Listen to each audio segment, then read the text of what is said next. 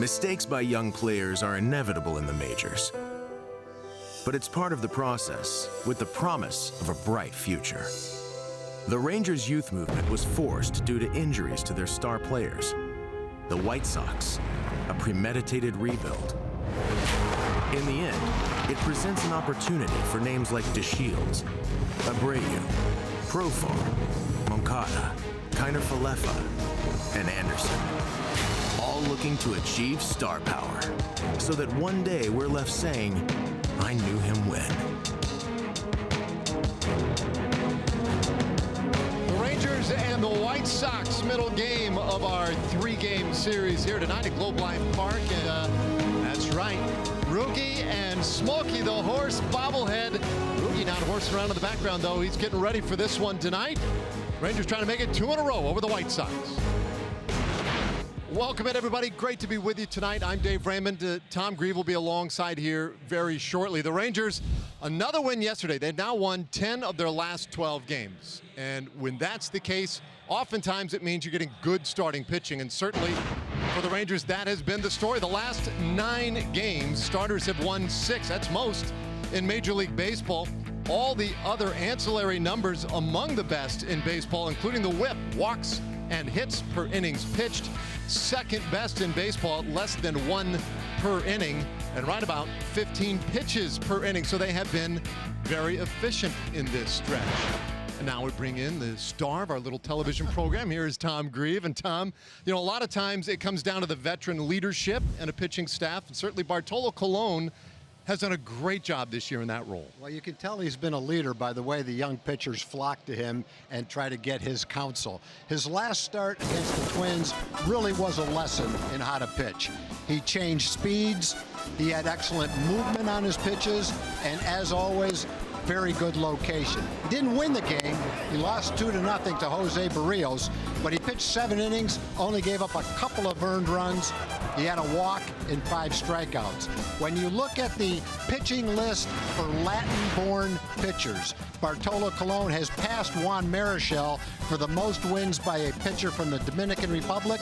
He's 1 away from Nicaraguan Dennis Martinez on the all-time list. A win tonight would tie Dennis Martinez. Yeah, always a little shot at history when you have Bartolo Colon going out there. Meanwhile, on the other side of things for the White Sox, they're sending a young guy out there, just 24 years old, but Carlos Rodon is one of the best. He is. He's a very good young pitcher. In 2014, he was the 3rd overall pick in the draft, so he came into professional baseball highly touted. Came off the disabled list on June 9th. He's had 4 starts. They've gone very well, especially his last start against Oakland. 8 innings, 2 runs, didn't walk a batter, and in 8 innings only threw 99 pitches.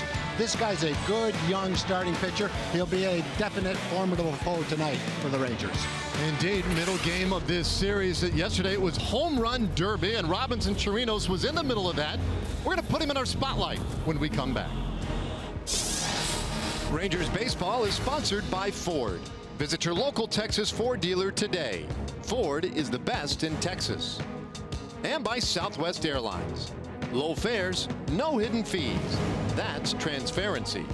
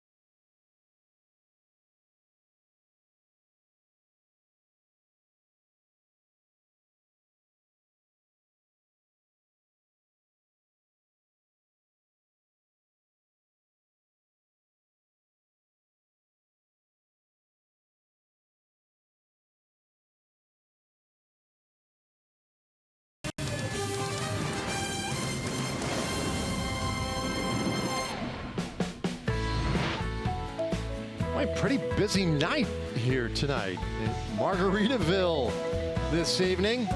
Yeah, there's your cheeseburger in paradise right there. It is the middle game of this series, and our Shiner Box Spotlight tonight features Robinson Chirinos. How about this? Last 5 games as an extra base hit in all of them. You go back to the series in Minneapolis. He's hitting home runs. In fact, he has homered now in 3 of his last 4 games. He's also been hit 3 times in this 5-game stretch. But Robinson Chirinos driving the ball with authority of late, adding to this offensive punch these days. And for more on Robinson Chirinos, we check in with Emily Jones. Yeah, Robinson talked to me earlier in the week about kind of the turning point for him as far as his performance at the plate. He said when he was in Kansas City, Martin Perez was throwing a simulated game. He was one of the batters in that game. He had noticed something with his lower half. He wanted it to be tighter so he could be more in attack mode and connect on that fastball more. He said he got the feeling in that simulated game with Perez, and he basically just embraced that feeling, carried it with him into the game that next day, and it has transversely continued to carry with him. And you see there the average in the last 5 games, the RBIs, the home runs, everything working for Robinson Chirinos. He said he just got a hold of that feeling and he's not going to let it go. Good. I hope he doesn't, because it's been working out beautifully for him and for the Rangers, as Bartolo Colon just about set to go tonight against the Chicago White Sox. 28-53. And the White Sox today, their lineup starts off with a switch hitting second baseman, Yoan Moncada. Yolmer Sanchez at third base bats second. Then it's Jose Abreu, and then the Garcias, Avisail and Lurie in left field, and then Matt Davidson, the DH. Tim Anderson at short. Omar Narvaez catching, and Adam Engel in center field rounds it out. And for Bartolo Colon, let's take a look at his pitch arsenal. One thing you know about Bartolo Colon, he will throw a lot of fastballs. Between the 2-seam and 4-seam fastball, 80% of the time, you're going to see one or the other. He'll mix in a changeup, he'll mix in a slider, but if everything's going well as far as movement, location, changing speeds, he won't throw many sliders or changeups. It'll be pretty much all 2-seam sinking fastballs with an occasional 4-seamer. 45 years old, still getting after it, and his first pitch is rolled right back up the middle by Moncada for a base hit.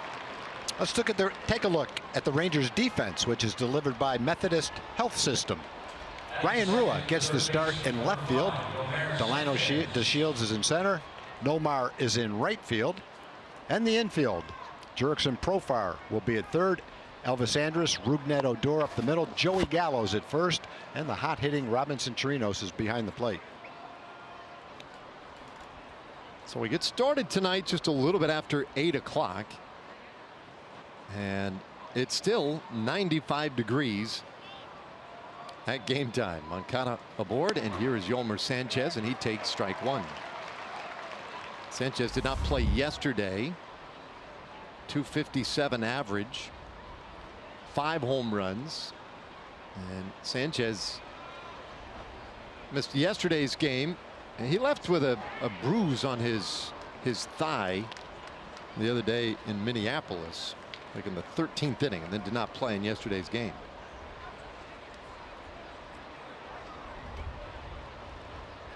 But he's fine, back in there today. Good offensive weapon for Rick Renteria, and count 0-2 on Sanchez. He took just a little bit off to Sanchez. Fastball that Moncada hit was 86 miles an hour. A couple that Yolmer Sanchez has looked at have been 83, 84 miles an hour. And that's what he does. Adds one here, mile an hour here, takes one off here, makes it sink inside, outside.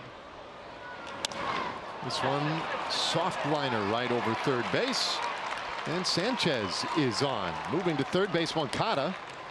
Sanchez will go to second. That's a pretty good pitch to Sanchez. You can see Robinson has his glove down and away. The pitch is not a strike. With 2 strikes, Sanchez is just up there protecting the plate. He actually swings at a ball that's 4 or 5 inches outside, but he kind of cues it toward the end of the bat, keeps it fair, slices near the tarp and turns into a second and third no-out situation. Tough start for Bartolo Colon. Now he has to work with the heart of the order, Jose Abreu. 47 RBIs, most on the team. Ground ball shortstop. The throw will come to the plate. The tag, and they got him. Now that's a great play right there. You can count on one hand the amount of times you'll see that play made in a big league game in a 2 or 3 year period. The infield's back. They're conceding a run. You've got a pretty good runner at third base in Yoan Moncada. Elvis fields the ball on the outfield grass and throws him out at the plate. And it's not a hard hit ball right at him. He had to backhand that ball, makes a perfect throw.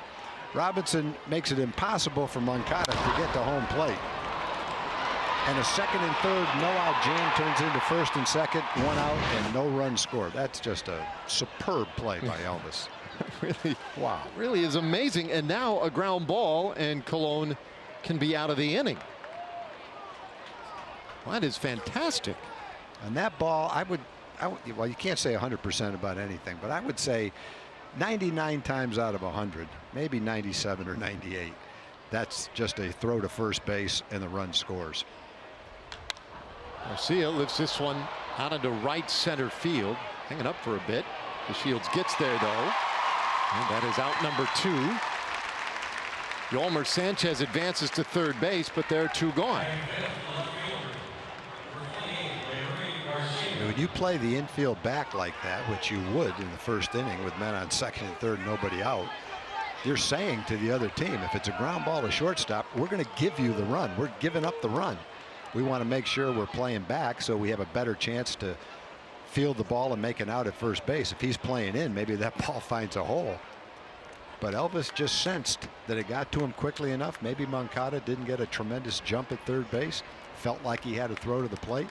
When he let go of the ball, I think the first thing he said is there's no way he's going to get him. Andrews takes this bounder and will force out Abreu at second base to end the inning. How about that? A single and a double to start the frame. And on 7 pitches, Colon gets out of it. No harm done.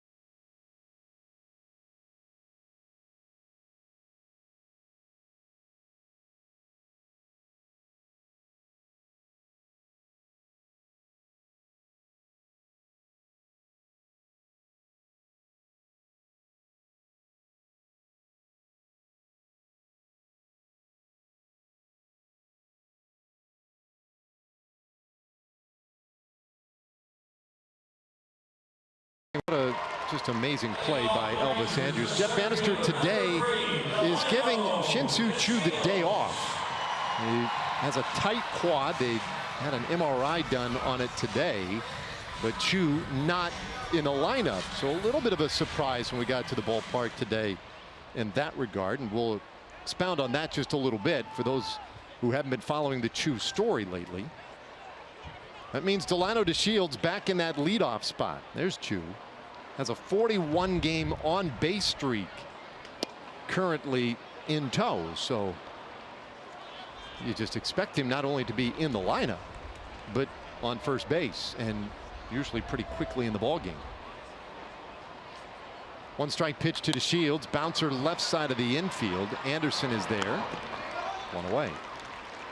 With that in mind, let's take a look at our Southwest Airlines starting lineup for the Rangers. The Shields, obviously. Then it's Elvis Andrus at short. Mazzara in right field. Adrian Beltre's the DH tonight.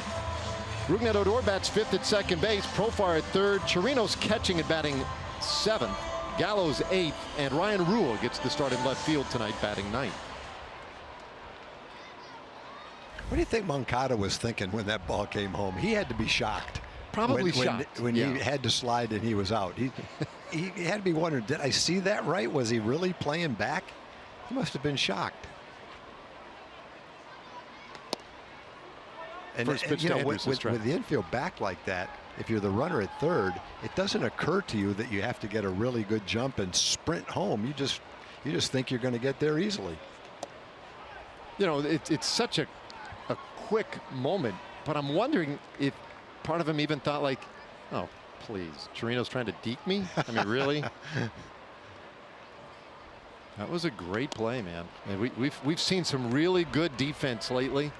You know, and that oftentimes manifests itself in just great athleticism and whatnot. But it was the decision making, the instinct.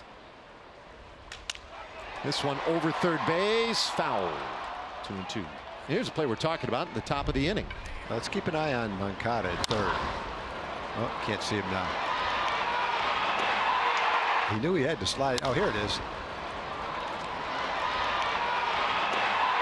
I don't know if that was a full-out sprint, but he didn't loaf. He didn't walk home. Robinson pretty much had the home plate area buried. He couldn't get to home plate.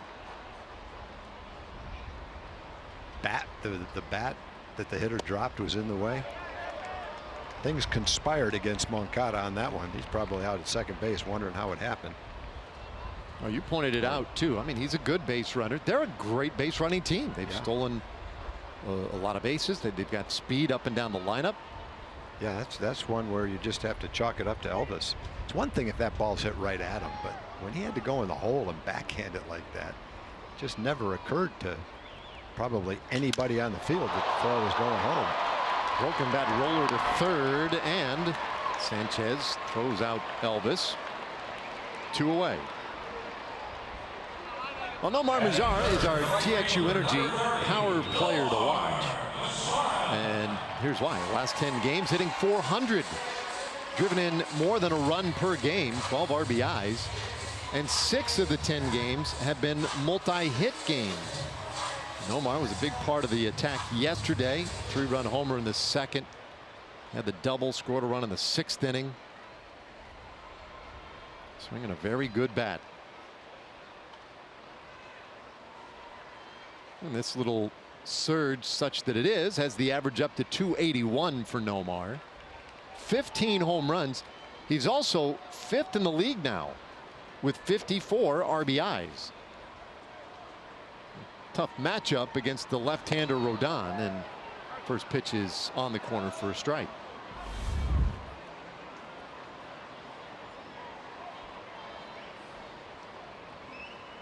Three lefties, and then the switch hitting Jurickson Profar in the lineup. Banny, when he puts together these lineups, he doesn't have a lot of flexibility with regard to lefties. You're going to have a couple in there every night.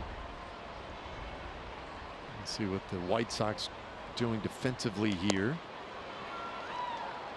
1-2. Rodon has a good slider. Since he came into the league in 2015, the opponent's batting average against it is 153. Line shot, but right to third, and Sanchez tucks it away. And that completes a 1-2-3. Bottom of the first inning. We've played one, and we have no score.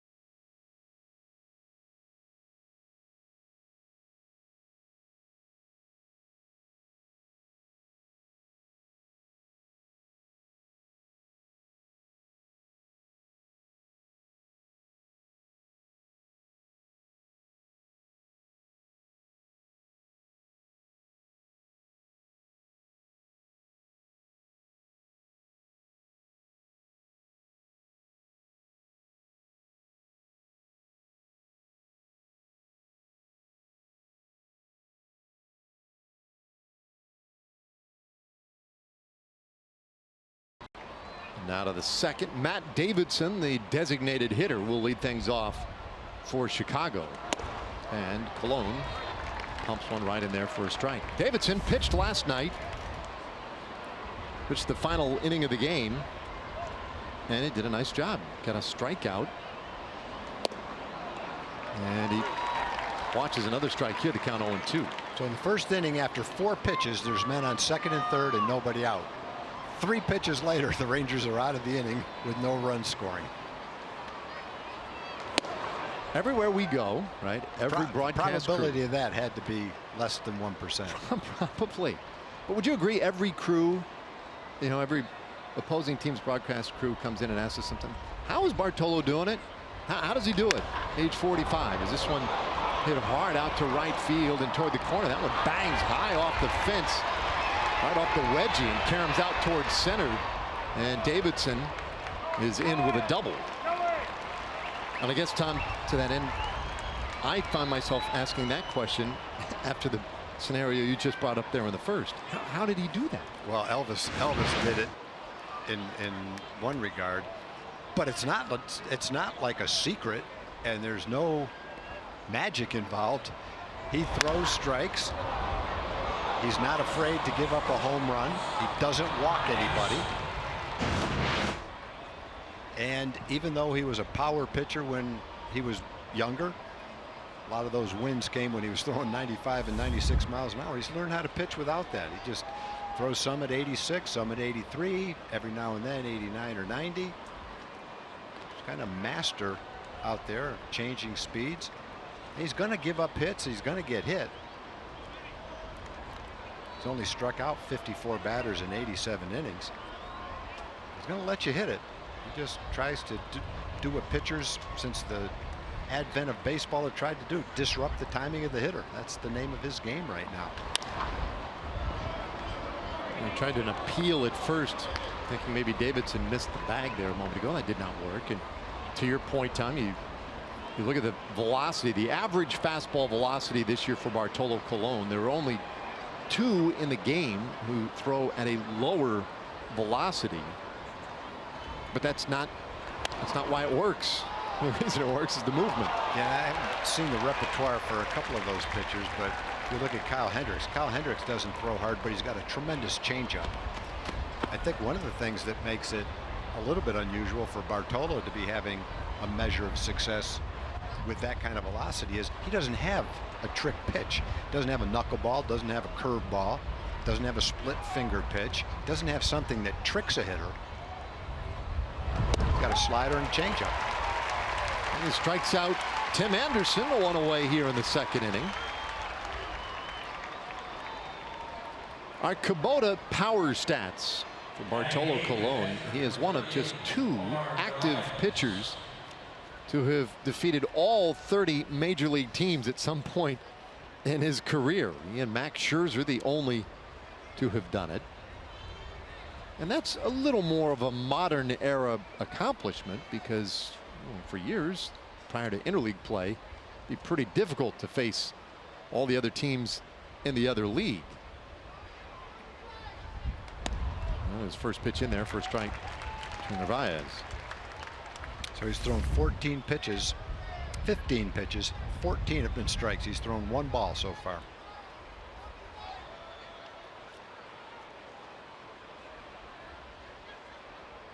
He's got 1 out here. Davidson in scoring position. The White Sox are 1 for 23 in the last 3 games with runners in scoring position. So it has been a bit of a struggle for Chicago lately. Narvaez is a left-handed hitting catcher. .250 average, a home run this year, and 10 RBIs.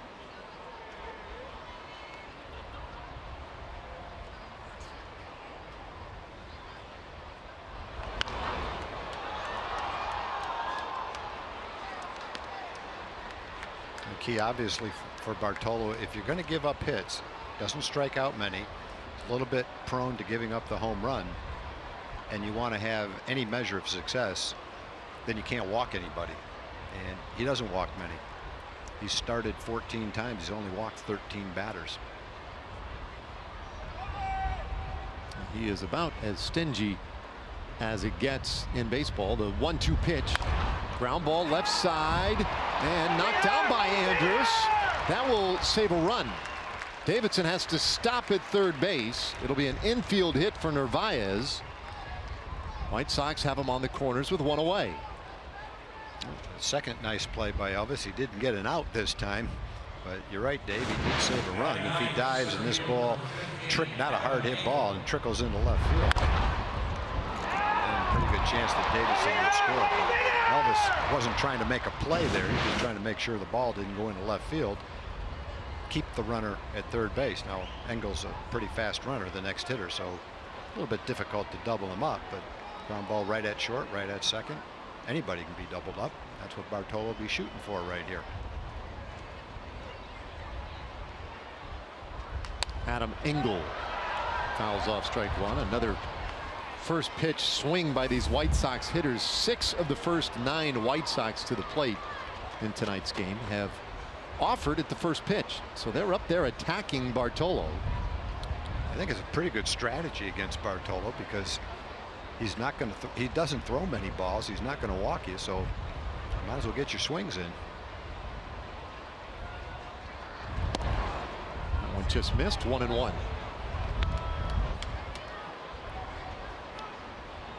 There's your ratio. 17-3 so far tonight.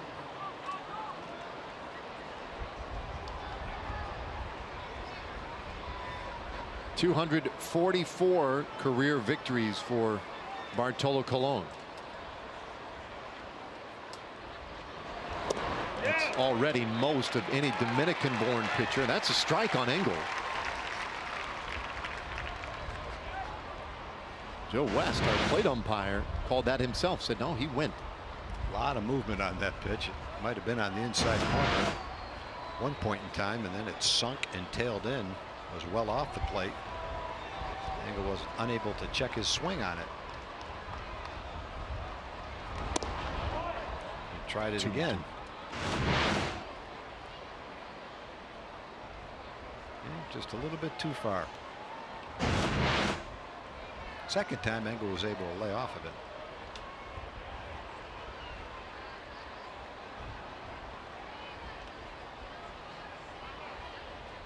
Middle of the infield at double play depth, but Adam Engel, very speedy runner, the center fielder for these White Sox.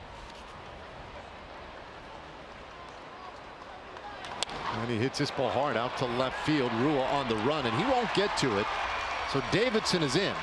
Narvaez to third base. They will stop him. It's RBI double for Adam Engel, and it gets the White Sox on the board first tonight.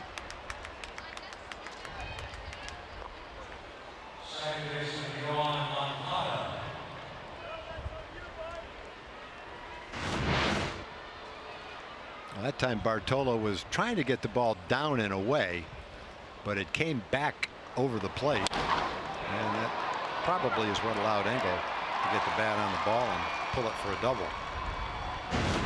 Not a lot of extra base hits for Engel. Only had 12 extra base hits this year until that one.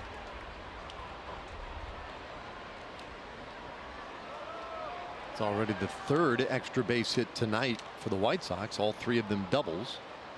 Yoan Moncada, and he takes ball 1. He had a single in the first inning and then was eventually thrown out at the plate on a spectacular play made by Elvis Andrus and Robinson Chirinos.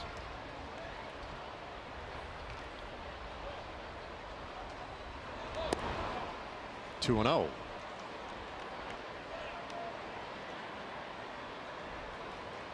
Well, that initial pitch to Moncada, that was the first time tonight that Colon had missed to a White Sox hitter with the first pitch of an at-bat.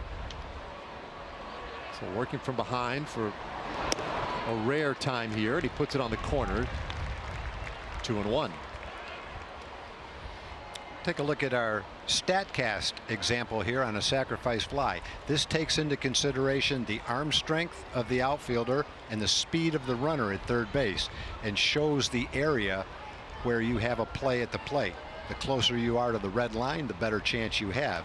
If you're behind the green line, then based on the speed of the runner and the arm of the thrower, there won't be much of a chance at the plate. In between, there's a varying percentage of a chance to get him at the plate. You catch it in front of the red line, then the runner at third probably won't try to score.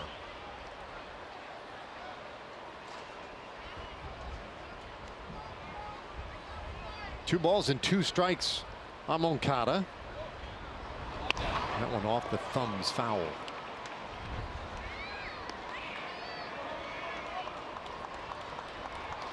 Well, Moncada in 66 plate appearances like these with runners in scoring position. He struck out in almost half of them, 32 times. He's second in the American League with 115 strikeouts, and this is the final day of June. 2-2. Didn't quite run back to the inside corner, but that's what he was trying to do.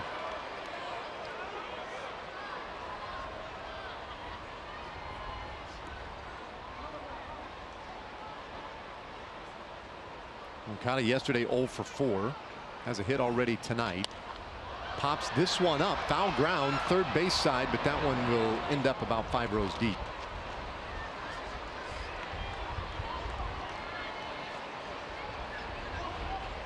Good at bat here by Moncada. This will be the 8th pitch. And what has become a rather long inning for Bartolo Colon, and he has so few of these. Well, he's been asked to throw better than 20. Closing in on 25 pitches for the inning. Narvaez at third, Engel at second base, only one out.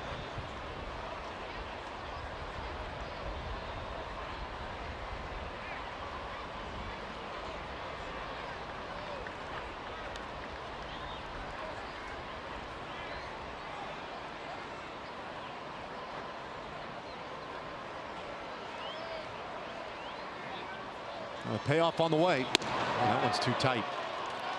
Not as pinpoint as he usually is. Now, sometimes the ball just has a little extra movement. But that walk, a rare one. Bartolo Colon, 1.3 walks per 9. Second best in the American League behind Corey Kluber. And so that is one of the few free passes the White Sox can expect to see tonight. And Chirinos very actively engaged in this conversation with Bartolo.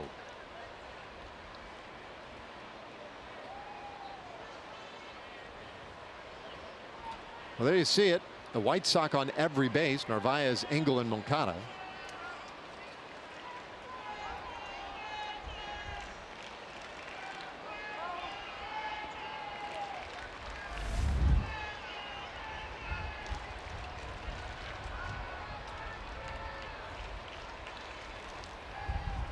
Yolmer Sanchez, and he takes outside.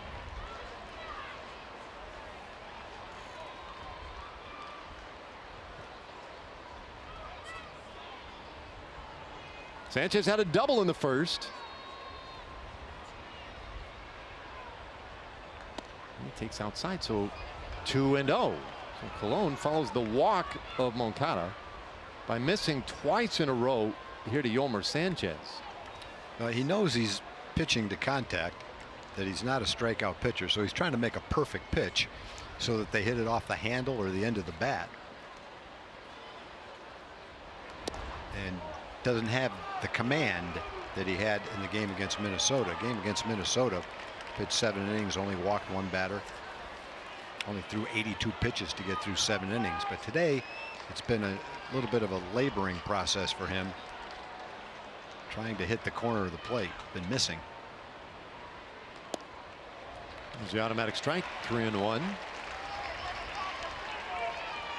There have been those occasional days, and only recently, where he has scuffled a little bit. In LA not long ago against the Dodgers, and he couldn't make it out of the 4th inning of that ball game. 3-1. And a fly ball out to right field. That one pushes Mazzara back deep enough that Narvaez will tag and head to the plate. A sac fly for Yolmer Sanchez, and the White Sox lead 2-0.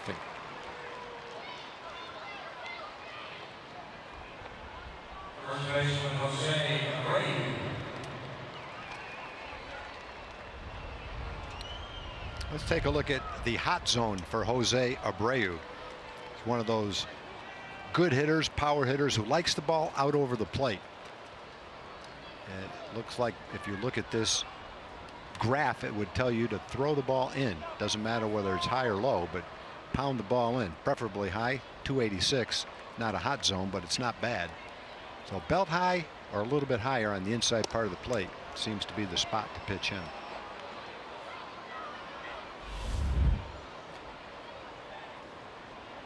Abreu, the one who put the ground ball to shortstop of the first inning that resulted in the great play by Andrews.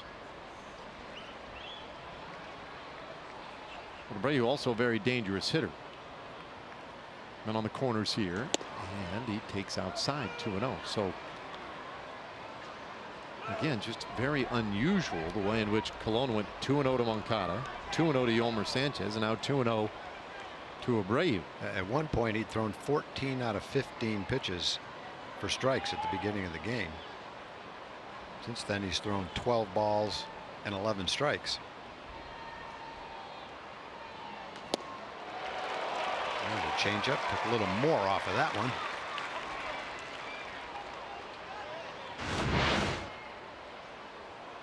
.79 miles an hour. Abreu's looking for something about 85 miles an hour. Abreu was definitely thinking of picking up more than one RBI on that swing too. 2-1 pitch and a bouncer foul. Abreu, talk about the beginning of this guy's career. 25 or more home runs, 100 or more RBIs in each of his first 4 seasons in the big leagues. The only other 2 in the history of Major League Baseball who can claim that. Pujols and Joe DiMaggio. It's pretty elite company. Yeah. Pujols did it his first 10 seasons. DiMaggio his first 6.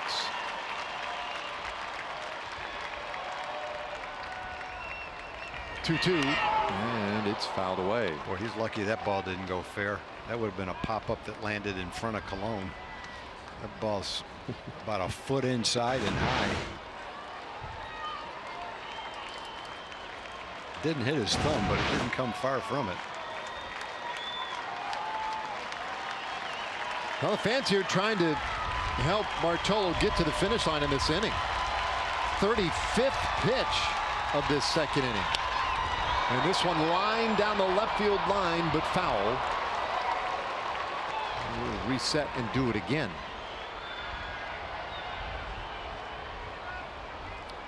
Abreu's been in a little bit of a cold streak. He's 8 for his last 50. It's about a 160 average.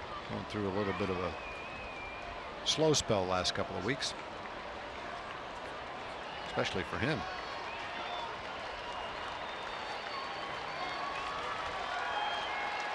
Former superstar in Cuba. He played on the same team as Yasiel Puig and Yoan Moncada. This will be the 7th pitch of this at bat. 2-2. Just missed.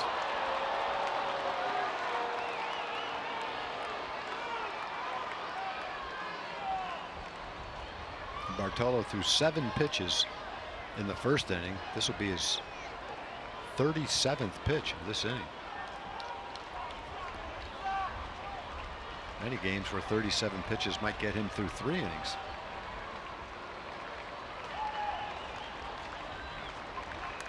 Well, his payoff on the way, and that one is inside, ball 4. 2 walks in an inning.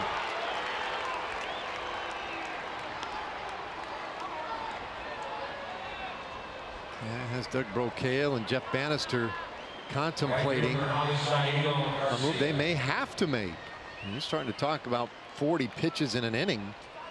Whether you're a young prospect or a veteran like Bartolo Colon, that's a lot of pitches. And we saw it last night on the other side. Yeah. Just one of those games where he's aiming for the corners. He's just missing. Not hitting his spots tonight. So a new count. Avisail Garcia. And he swings and misses at strike one. Garcia flied out in the first inning. He's 0 for 1. Well, if you can get Garcia here and get out of the inning with all the pitches and all the threats in the first 2 innings, second and third, nobody out in the first inning, to leave only behind 2-0 after 2 innings would be a pretty good result.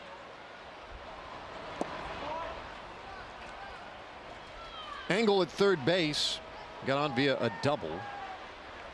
Okada walked.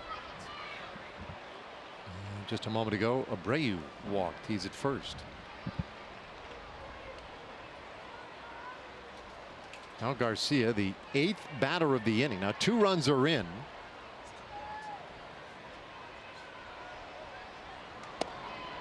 Way inside again. Our Southwest Airlines bullpen live look. Tony Barnett throwing in the 2nd inning.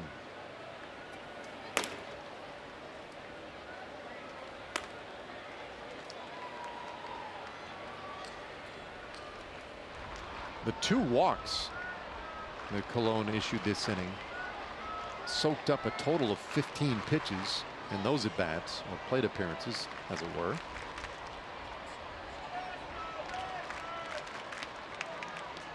Still, though, a chance to get out of this inning without too much damage done. His 2-1 pitch, Garcia takes low. The expression from Bartolo Colon is about what you would expect if you've been watching him this season or have seen him in the past. That is a look of Bartolo Colon as he closes in on a perfect game, or as he is enduring the toughest outing of his career. It's the same all the time. 3-1. Ground ball up the middle, Odor to a knee, and he'll throw out Garcia. The inning is done, and really White Sox get 2 runs on Cologne in the 2nd, and that's not too bad, all things considered. Adrian Beltre will lead things off for the Rangers when we come back.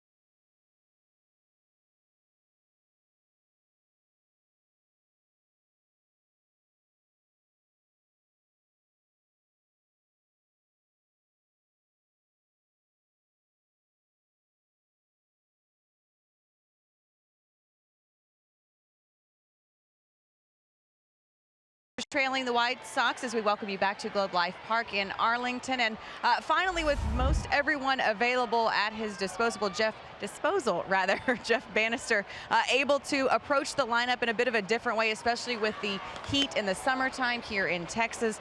He's able to take things basically series by series. Look at really what matchups best fit the pitching scenario from the other team. He says it's a nice luxury to have, but does make things a little bit difficult with the juggling process. Got a lot of people to keep happy, and you know, keep in a groove. Chu today out of the lineup, but it's more for preservation than anything else. A tight quad keeping him out of the lineup today. Adrian Beltre acting as the DH, and Works himself ahead here, 2-1. Yeah, on a day when Chu's not playing, it's a great opportunity for someone like Isaiah Kiner-Falefa to sit next to him and just talk hitting with him. What's he thinking? You look at all the different situations. What would you do if you were the hitter right here? What would you do against this pitcher? Because Chu really is a professional hitter. Has a great eye at the plate, doesn't swing at bad pitches, uses the whole field, has power, you name it, he does it. And for a young hitter, I think if you sit there and pick his brain, you'll pick up some pretty good pointers.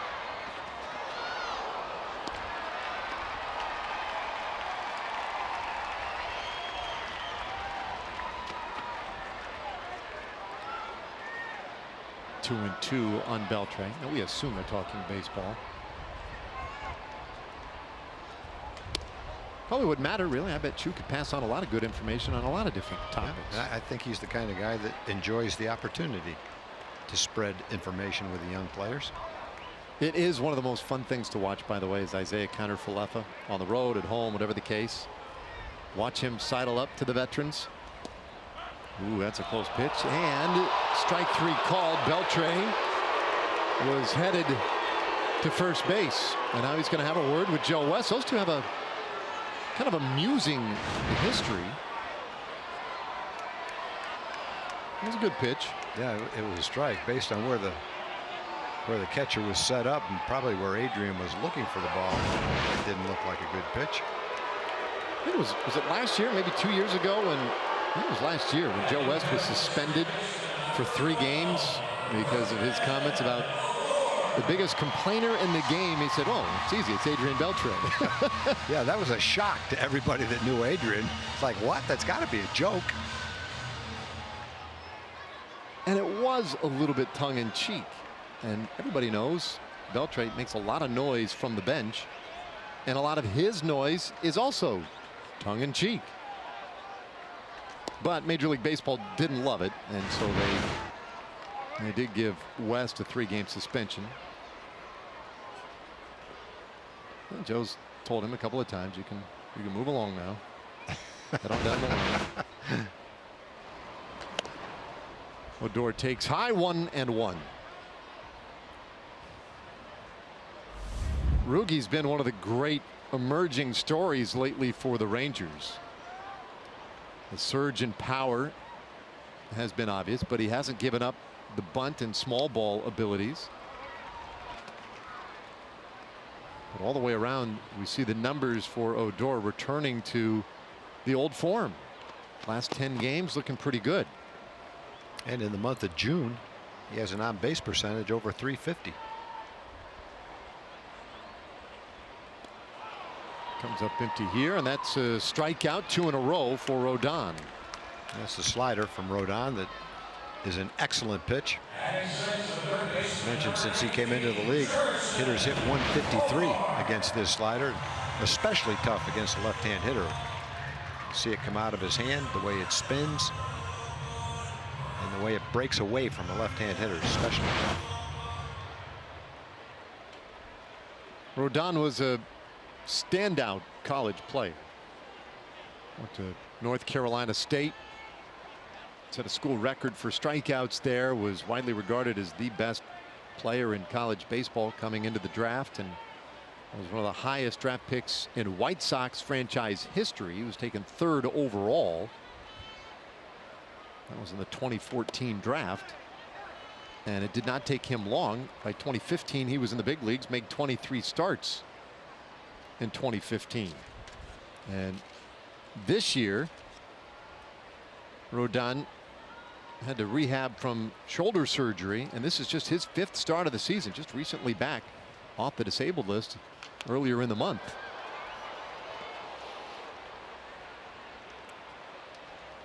Take a look at his pitch arsenal. A lot of fastballs, 4-seamers and 2-seamers. 67% of the time. The slider we talked about, he throws that quite a bit. He'll also throw a changeup.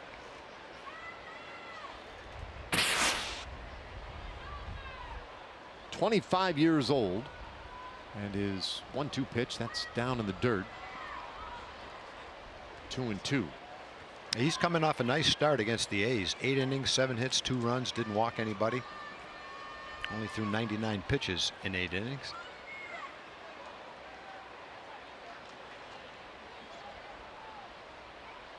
Profar waiting. Takes very high. It's full count. Now, early on in this game, 2-0 White Sox. On the one hand, you say, well, that's a bummer. But on the other hand, they've been threatening for a lot of runs in the first 2 innings. They've left 5 men on base already. And Bartolo Colon, though he's had his back against the wall, has limited the damage. And that one in the dirt, that's ball 4. Or is it strike 3? What the heck is it? First base umpire said he swung at it. Oh, there we go on the appeal. It is a strikeout. Sure didn't look like it. Frustrating into that at bat. Oh, that's Maybe. close. That's close. That's a 1-2-3 for Rodon as he strikes out the side. We played 2-0 White Sox.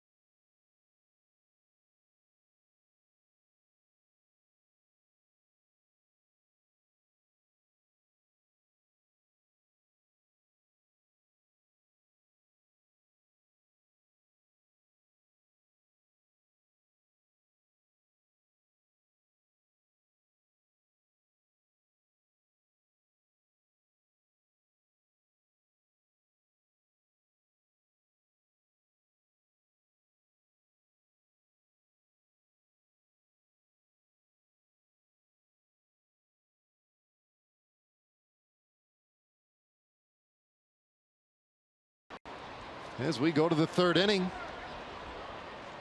Bartolo Colon back out there after a 42 pitch 2nd inning. We'll see how he's able to recover here. It's right in there for a strike on Garcia. Garcia, Matt Davidson, and then Tim Anderson here in the 3rd inning.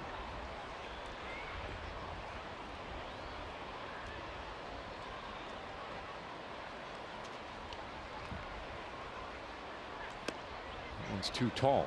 So 1-1 the count.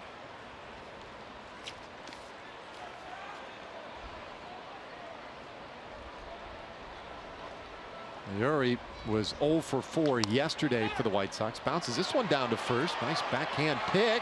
And the race to first. Colon wins it.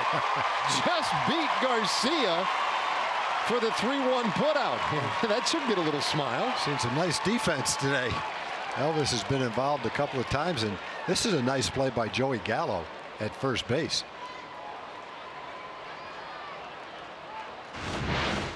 Take a look at the pickup by Joey Gallo. Tricky hop, backhands it. Does Bartolo beat him to first base? First base umpire Mark Ripperger says he did. See if we can tell.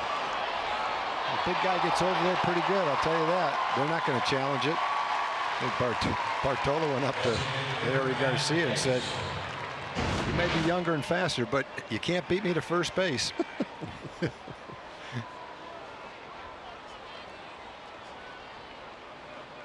So the big sexy still has those wheels.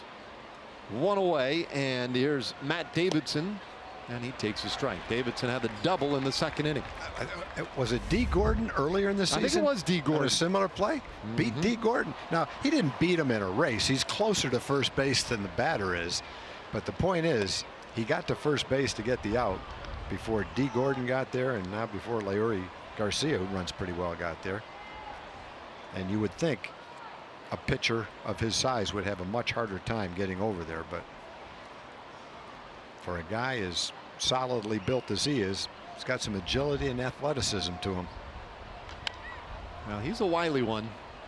Been around a little bit, knows a few of the tricks, anticipates things. He's been through the wars. He knows the plays in which you got to have a quicker first step. He knows when you can maybe take it easy. And he's very good at fielding his position. 2-2. We showed the note earlier that he is one of 2 active pitchers to have beaten all 30 major league clubs, he and Max Scherzer. He's the only active pitcher to have won a game with 11 different teams. And he strikes out Davidson. They're 2 away. How about that strikeout? 91 miles an hour. Now, he reached back, and that's all he has in the tank right there. 91 miles an hour, and he threw it right by him. Won't throw a lot of pitches like that, and when he does, it's going to be with 2 strikes when he goes for the strikeout. But when you're cruising along at 86 or 87, all of a sudden 91 sneaks up on you a little bit, and you could tell by Davidson's swing he was surprised by that pitch.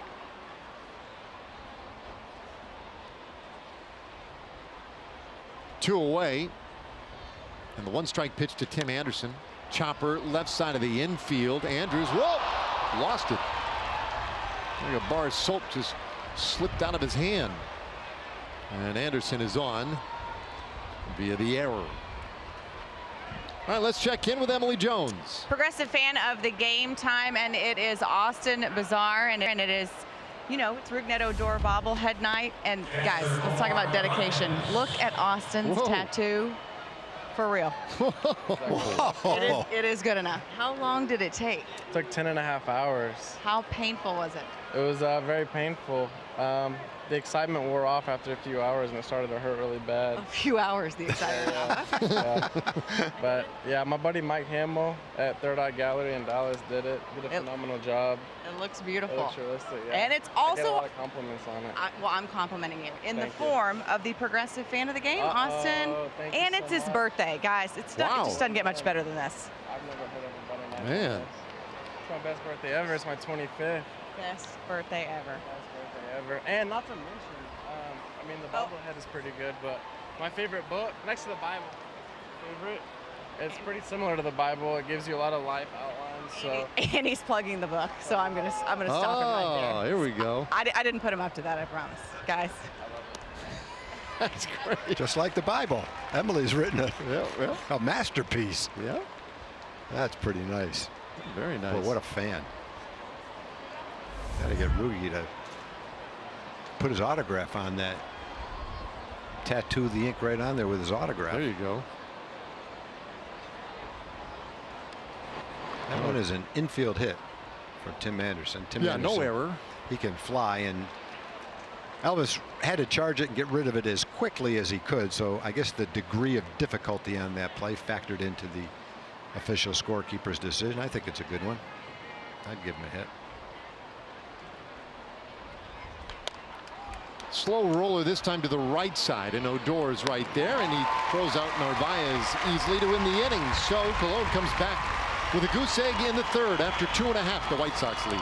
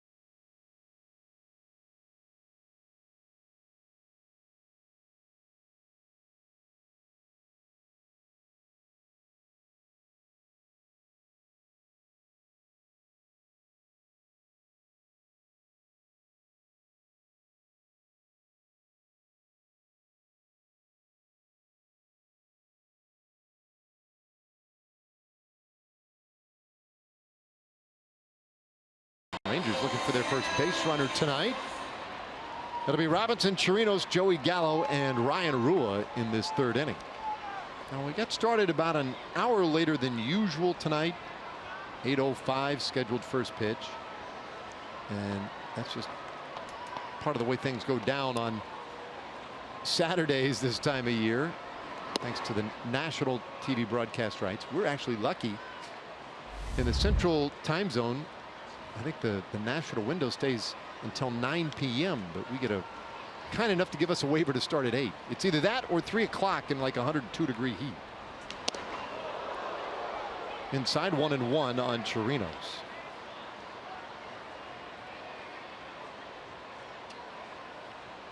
Well, Robinson, we talked about him at the top of the broadcast today. Extra base hits now in 5 straight games. He has homered in 3 of the last 4 games.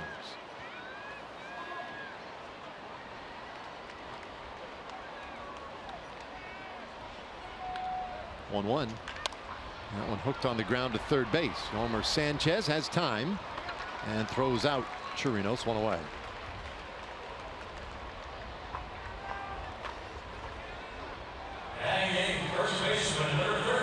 Rodon got to the big leagues quickly, and I think that was pretty much expected when you come into professional baseball as highly touted as he was as a college pitcher. The team that drafts you expects you to move quickly through the minor leagues. Maybe not as quickly as he did, though. He only had 55 innings in the minor leagues. Drafted in 2014, and he was in the big leagues the next year.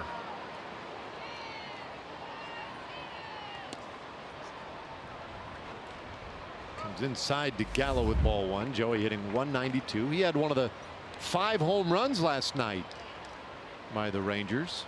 Giving him now 19 this season. White Sox have a little bit of a track record drafting left-handed pitchers in the first round, getting to the big leagues quickly. They also had Chris Sale. Chris Sale got to the big leagues immediately in the relief role and gradually worked himself into the starting role.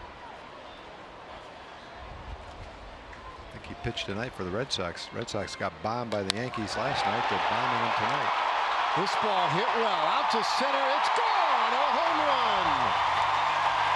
Gallo with a blast to center field, and that got out of here with a flash. 20th of the year for Joey, and the Rangers are on the board. Joey blasted one out in that same area last night. This one, though, came against a left-hand pitcher. Has not had a long major league career, but in his brief major league career has been very stingy giving up the long ball to left-handed hitters. But Joey got a fastball right down the middle, and he took advantage of the location and did the rest of the work. 112 miles an hour off the bat, 436 feet.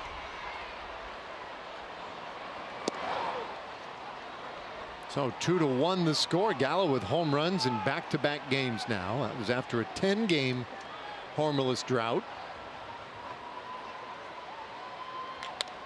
This one up the middle, but right there for Moncada. And he'll throw out Rua for the second out of the inning.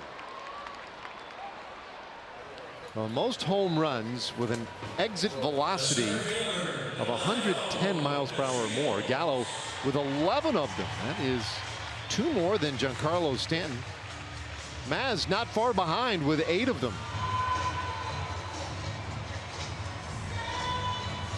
There is some thunder in this Rangers lineup, and we have seen it with some regularity here in the month of June.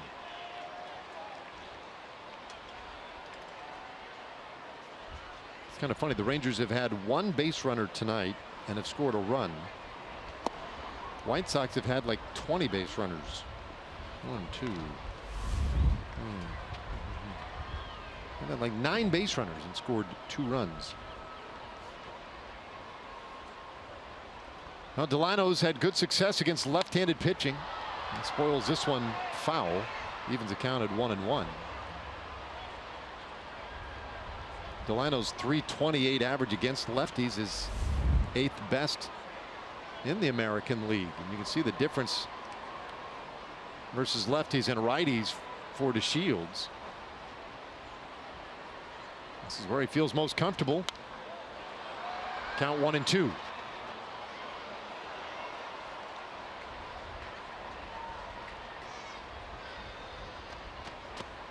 That said, lately Delino has felt comfortable, or so it appears, in just about every situation. Yesterday, 2 for 3 with a walk. Scored a couple of runs.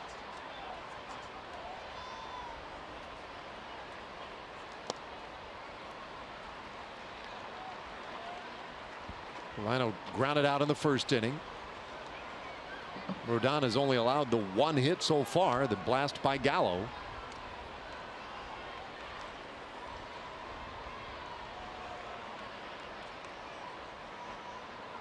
Two.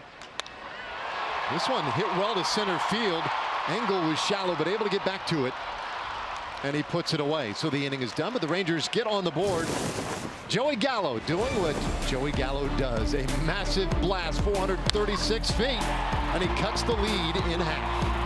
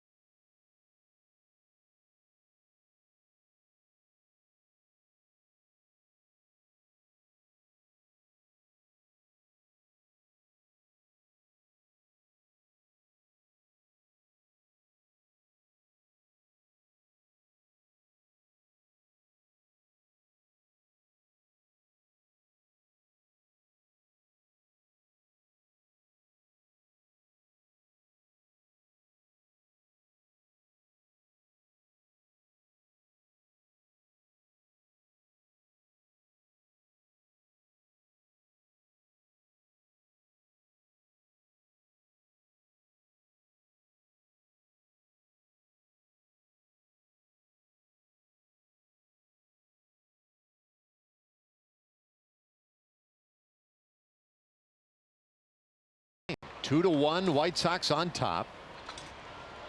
Captain having some fun out on the concourse tonight. Adam Engel will lead things off for the White Sox, and his first pitch swinging. It's this one out to left field. Rua angling back, and there's one away. I'll be one of the first fans to the ballpark. Pick up this Rangers Raglan tee. Compliments of Hill Tea. When the White Sox and Rangers wrap things up tomorrow in a 2:05 game. First 15,000 adults pick up an adult-sized tee. And the first 2,500 kids will pick up a youth large-sized tee. You can get your tickets at TexasRangers.com or by calling 972-RANGERS.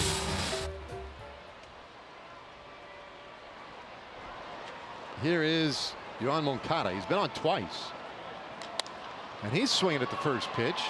Shields right there. 2 up, 2 down. Which gives us another moment. How about a word from our friends at Kia? At Kia, get America's best value backed by a 10-year, 100,000-mile warranty. Yolmer Sanchez has doubled and driven in a run on a sac fly. Now, he can't swing at this pitch, right? 2 pitches, 2 outs. He was taken all the way. You look at the second inning, Bartolo threw 35 or 40 pitches in that inning. The other 3 innings, thrown about 10 or 12 pitches in an inning. Nice comeback too. He was definitely on the ropes in the second inning. He walked a couple of guys, didn't have his command, but got out of that inning having only given up a couple of runs. It was 0-2. Oh, it just missed. He's trying to get the White Sox right back out on the field and get his guys back to the plate. The 2, 3, and 4 due up in the bottom of the fourth. The 1-2 pitch. There's one of those fastballs where he reaches back for 91. That time Sanchez, I think he was fooled by the speed of that pitch, but he got a piece of it. Just barely. Davidson struck out in the 3rd inning on the same pitch. Wasn't able to get a piece of it. That ball was by Sanchez. Taps this one third base. Fielded cleanly by Profar, and is so to first in time. A 7-pitch 4th inning for the big sexy. So another good bounce back for him. We go to the bottom of the 4th.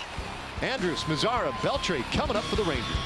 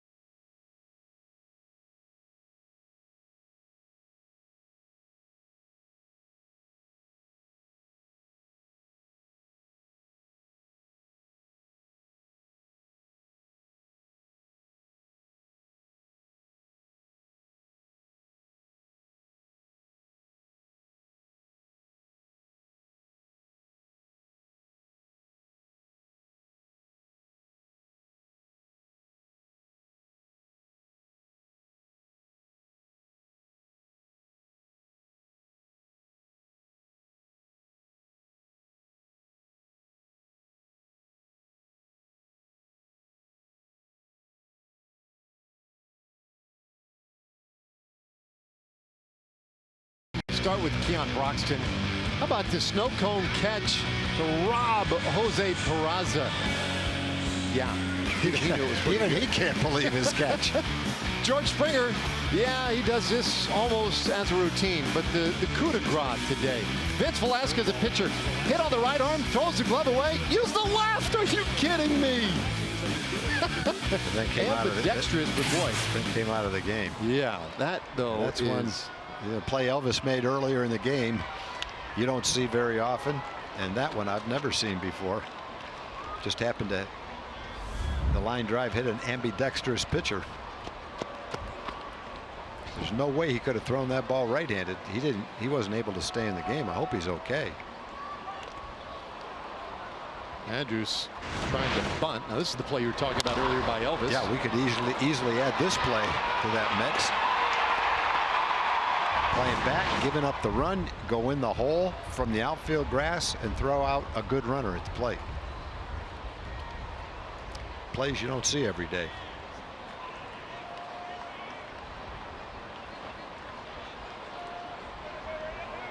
Rodon's 0-2. Very high, 96 miles per hour there. Well, when I saw that Velasquez highlight the first time, we see him get hit, and you have that initial concern for a guy. Andrus wafts this one to shallow center. Engel right there, one away. But then you see him scrambling after the baseball, but he throws the glove away. And you can see that it's quite intentional when he does it. And I thought, what in the world? what, trying to lighten the load? What's going on there? But then when he throws it left-handed, that's when you realize, oh boy, that's a pretty special play. He must have been waiting for like years to turn that one in. Yeah, I don't know that he was waiting to do it on that kind of a play, boy. Rangers had a pitcher way back when, Greg Harris. He was a right-handed relief pitcher. He was our closer for a while. He could have made that play because he had a glove that you could wear on either hand. And he actually warmed up in the bullpen a number of times left-handed. Looked like a big league pitcher left-handed. Didn't throw quite as hard. His breaking ball wasn't quite as sharp. Wasn't a hard thrower to begin with, but he had a really good curveball. Always wanted to pitch with both hands. I don't know that he ever did pitch left-handed in a game, but given the opportunity to make that kind of a play, he could also have made that play. Well, Mazara adds another hit as he continues to be locked in. That's a 4-game hitting streak for him. Yeah, both hits today are by left-handed hitters. Rodon much tougher against lefties than righties. There's these two together again. You know, Adrian's going out of his way to try and win the good favor of Joe West after that little thing you talked about where Joe West said he was a complainer. But, you know, I think if Adrian went back and watched the replay of that pitch, it was a lot closer to being a strike than he thought it was. I wonder, in fact, if that's what he was just telling Joe Might West. have. All right, I went back and looked. You're right. Well, Adrian's always having fun. And I think deep down, Joe really enjoys him. Country Joe West, he's been at it for a long time.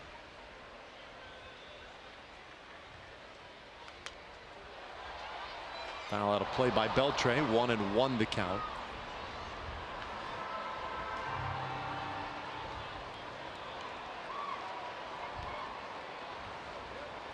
So Adrian struck out looking in the second. Rangers have had just 2 hits tonight.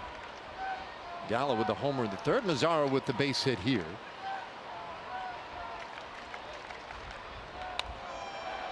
It's 1-2.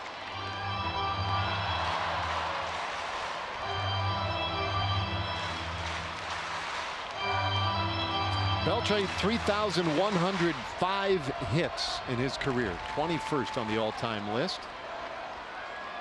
And closing in quickly on Dave Winfield. There's a swing on a high fly ball left field. Garcia coming in. 2 away. Well, enhance your next game day experience with the MLB Ballpark app. Access and manage your tickets. Enjoy check-in offers. There's exclusive content, a whole lot more. Download the MLB Ballpark app today.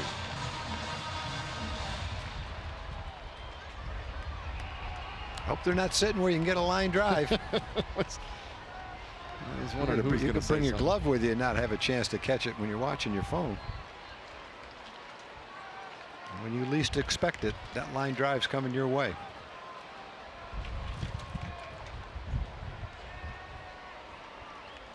Two away for Rugi now. Odor struck out in the second. And Rodon gets him to foul off strike one. Mentioned earlier, there are 3 left-handed hitters in the lineup tonight for the Rangers: Mazara, Odor, and Gallo. And you just pointed out the 2 hits so far, Mazara and Gallo. So that leaves Odor, the other lefty, to get in the mix right here. High pop-up, foul ground, first base side, but I think that one will end up in the seats. You were referencing this earlier, Tom, but Odor, not just in the very recent, but you look at overall for the month of June, the great improvement we've seen from him over May. Yeah, it's been steady, and he really hasn't gotten hot like he's capable of getting hot. But from where he was to claw back and regain respectability, that's been a very nice accomplishment. And if he keeps going in the right direction, it's just going to get better and better.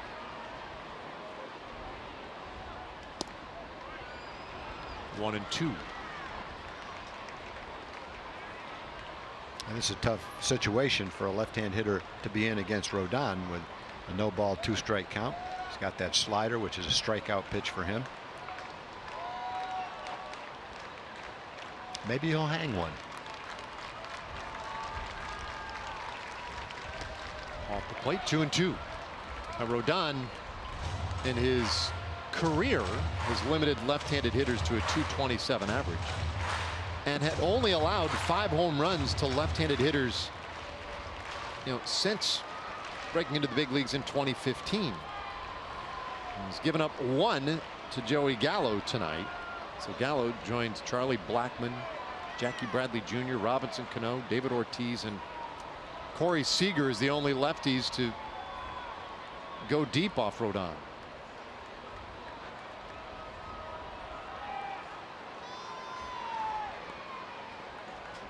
Power numbers way down for Odor this year. But we've seen a recent uptick. 2-2 pitch inside.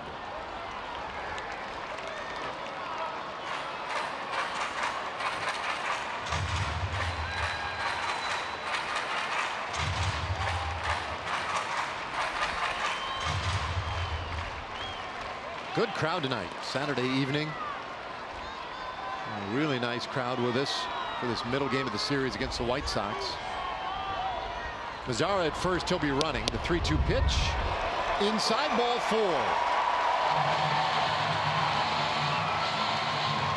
Really nice walk down, no balls and 2 strikes to earn that against the lefty. Good job. Good time to take a look at our WinStar leaderboard. One thing the Rangers have done very well so far this year and for the entirety of the season is draw walks. That's the 301st of the year by the Rangers. 2 more than the next closest team in the American League, the Yankees. Astros not far behind at 298. Astros will be the next team in town.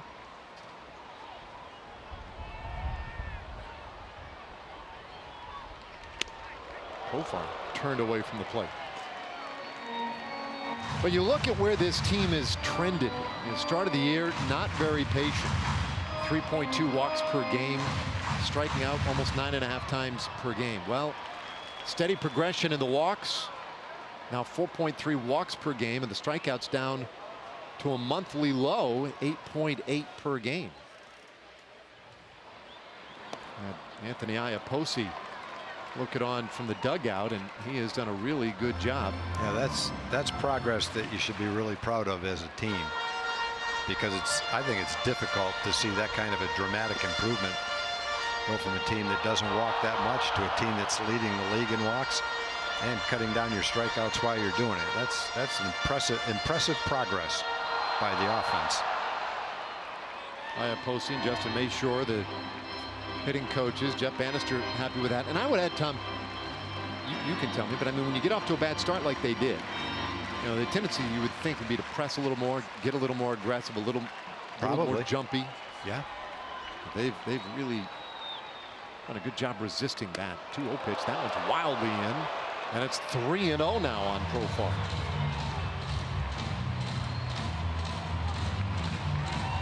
Well, if he walks Jurickson, he gets Robinson Chirinos, and Robinson Chirinos has been as hot as any Ranger.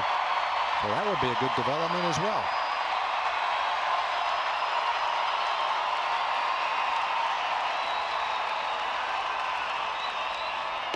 Well, that's ball 4, not even close, and they are loaded. So back-to-back walks.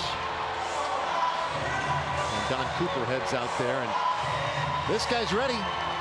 Bases loaded, Tom. I think we were watching them before the game. A little boy with a green glove didn't want the glove, and he traded with his dad because he wanted the dad's big glove. And they were both having a chuckle about that. But looks like the dad has the big glove back. He couldn't get the little glove on his hand. That little guy came with his glove, with his Ranger t-shirt, got his helmet on, learning about baseball from his dad. That's what it's all about right there.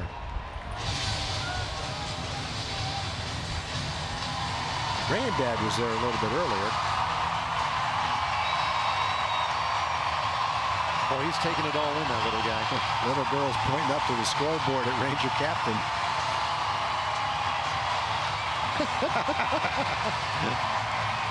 Look, Dad.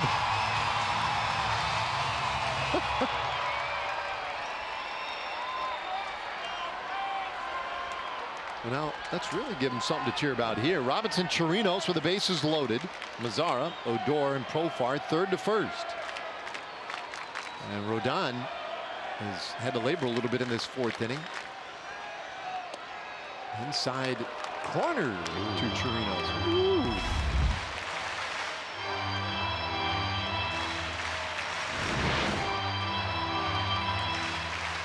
And after 2 straight walks, Rodon deserved to get that one. Might have needed it. Didn't deserve it though. This one the other way, down the right field line, could be trouble. Drops in, that's a base hit. Mazara's in, Odor scores. Profar all the way from first. And Chirinos clears the bases with a double. The Rangers have their first lead of the night.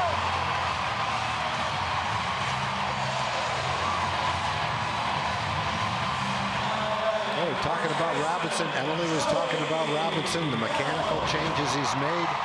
Came into the game with 9 RBIs in his last 5 games. Now he's got 12 RBIs in his last 6 games. Rodon tried to sneak the fastball by him, and he shoots it right down the line, slices it into the corner. Profile at first base got a great jump. He's sprinting around third base, sees the play at the plate, scores easily. And a rapid turn of events here in the 4th inning for the Rangers. A couple of walks played a huge part in it. Good at bat for Odor, was behind in the count. No balls and 2 strikes when he worked his walk. Profar's a patient hitter. Then Robinson staying hot. Yeah, 6th straight game with an extra base hit. Now Gallo turns over on one to Moncada, and he is thrown out to win the inning. But the Rangers scored 3 on the bases clearing double by Chirinos. And just like that, we go to the 5th inning. Rangers up 4-2.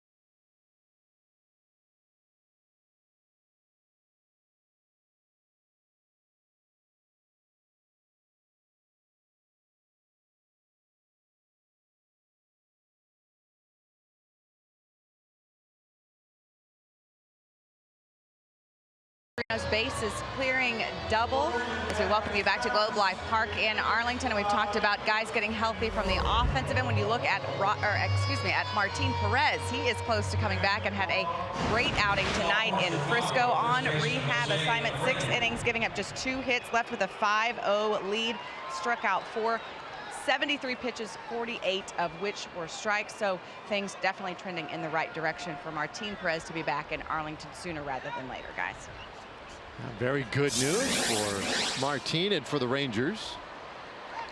In those 2 rehab starts, he threw right around 130 pitches, and 100 of them, right around 100 of them were strikes. Not exact numbers, but ballpark numbers. So no matter where you're pitching, A ball, double A, those numbers would indicate that Martin has been pretty sharp in those 2 appearances.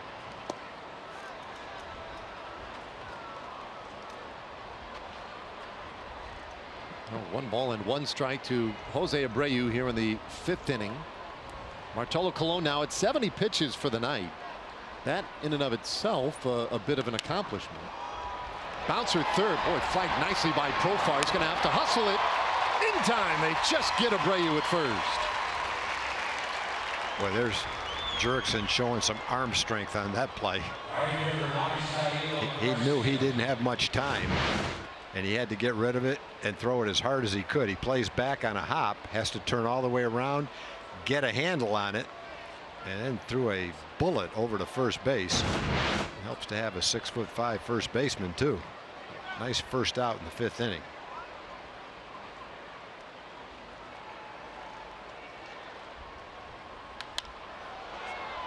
Garcia, first pitch swinging. Can of corn for DeShields. 2 gone. Let's take a look at our Southwest Airlines player breakdown. Bartolo Colon early in the game really helped in the 1st inning by this beautiful play by Elvis from the outfield grass. Gets Moncada at the plate. Then in the 2nd inning, bases loaded. He's thrown 36 or 37 pitches. He gets the out. A little bit later, helps his own cause by making a play at first base. The big guy with a smile on his face got over there and got the job done. And really, Dave, if you look at the 1st inning, 7 pitches into the game, 2nd and 3rd, nobody out. 4 pitches into the game, 3 more pitches, and he's out of that inning without a run scoring. And then if you look at the 2nd inning, they've got a couple of runs in. It looks like he's on the ropes, throwing 36, 37, 38 pitches in the 2nd inning. It's 97 degrees out, and you know he needs 1 more win to tie Dennis Martinez for the all-time wins for a Latin-born pitcher. And you're thinking, well, it's not looking too good tonight. There's no way he's going to get through 5 innings. And here he is, 1 pitch away from getting through 5 innings. And on the game, he's only thrown 74 pitches. Pretty amazing that we would be right here with a 4-2 lead. Bartolo with a chance for a win, the way it looked in the 2nd inning anyway.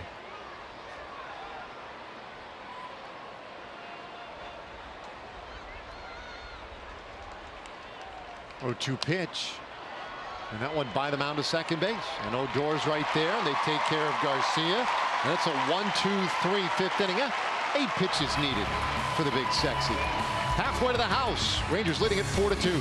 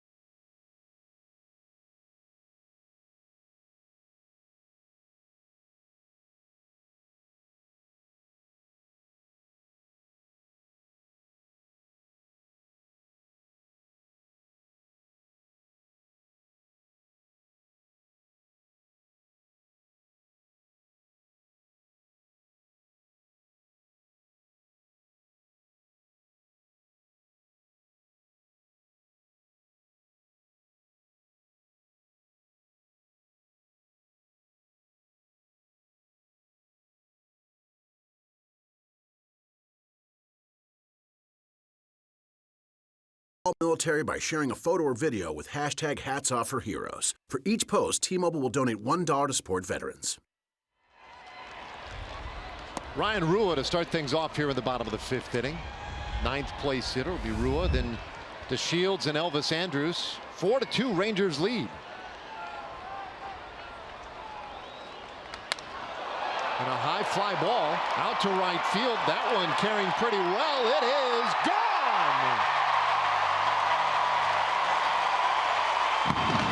Rua's homered again. He hasn't had a lot of opportunity, but lately he's had some big swings. His second home run of the homestand. Now, this is one of those balls. We've seen several balls in this homestand hit just like this. Fly balls to right center field that are hit a little bit better than it looks coming off the bat. And just keep on going. That one went all the way to the back of the Ranger bullpen. The Rangers used the long ball again. That's Joey 7 Gallo. home runs in the series. Yeah, Joey Gallo with 1 to start the scoring, and Ryan Rua.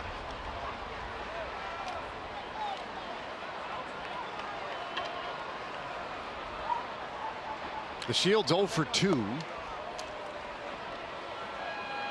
Nice night for the bottom of the order. 7, 8, and 9. And all 5 RBIs out of those 3 slots. High pop up out into short right field. Garcia comes in and squeezes that one. All right, 1 away, and now time for Chevy game break. Let's check in again with Dana Larson. The shortstop, Elvis Andrews.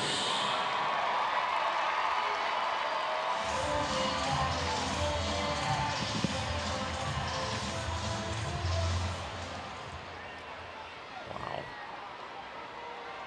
I believe Chris Sale started that game. You know he was on a mission after they got bombed last night.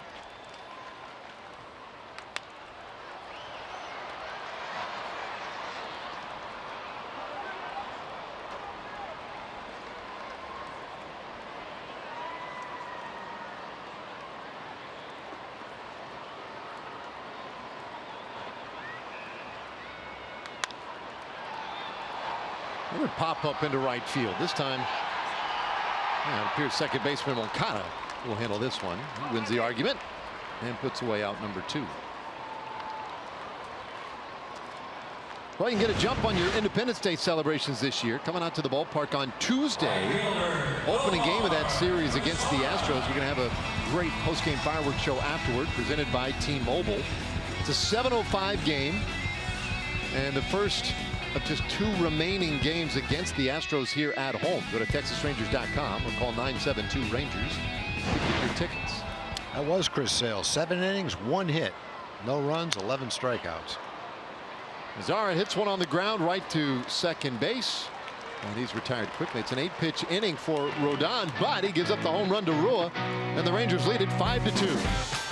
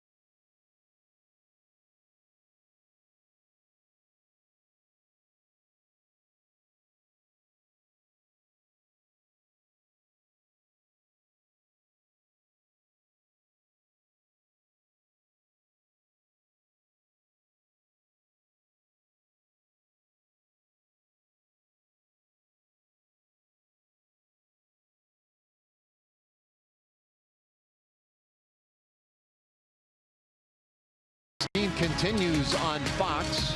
Isco and Spain face off with Russia. That's at 8 a.m. And then Luka Modric and Croatia battle Denmark. Catch all the action on Fox or stream it live on the Fox Sports app. Some great action earlier today in the World Cup as Matt Davidson will lead things off here. Fouls that one off his foot. Oh, France beat Argentina 4-3. That was kind of a wild one. And then Uruguay over Portugal 2-1. The final there. So those two advance to the quarterfinals. No more Ronaldo or Messi. How about that? One day they're both gone. So we were talking the other day about the great commentary and announcers in the World Cup and how fun it is to listen to them. And I noticed another thing today about them. When they do like their studio type shows and stuff, guys really get into the commentary, and they are brutally hard on these teams. Are they? I mean, they are fierce. Fly ball deep right center. DeShields is back, and that one is gone. A home run for Davidson.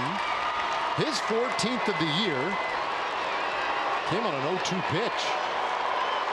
Well, that's one of those balls that we've seen hit several times by the Rangers. That time the White Sox hit one. High fly balls to right center field that just get up and go. Davidson has some power. That's his 14th home run of the season. Trying to throw it down and away. Got a little bit too much of the plate. That's a slider that's spinning, but not breaking. If it had its normal break and broke down and away, probably would have had him. Jeff Bannister makes that walk out there, takes the baseball from Bartolo Colon. Well, Jesse Chavez has been loosening up out there. He's got the glasses going, and he'll be coming on. Bartolo Colon will get a nice round of applause here. He leaves with a 5-3 lead.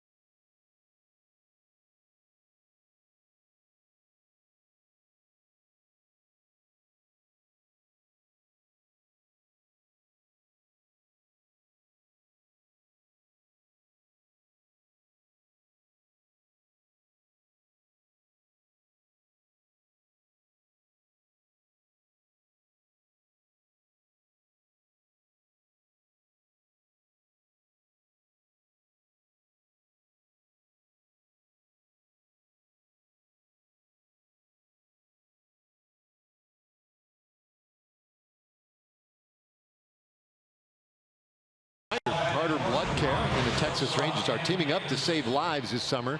On Monday, July 2nd, 7 a.m. to 7 p.m. here at Globe Life Park. Come and give blood. You get a tour, t-shirts, 2 Rangers tickets. Sign up today. Go to carterbloodcare.org. Carter Blood Care. Giving starts here. All right, Jesse Chavez making his 25th appearance. Yeah, Jesse's getting better and better. He's been very impressive. 25th game, winning record, nice ERA. Good strikeout to walk ratio. A little bit homer prone, but a lot of that came early. He's been throwing really well. Gets a ground ball to third. Profar makes a nice looking play to get Tim Anderson one away.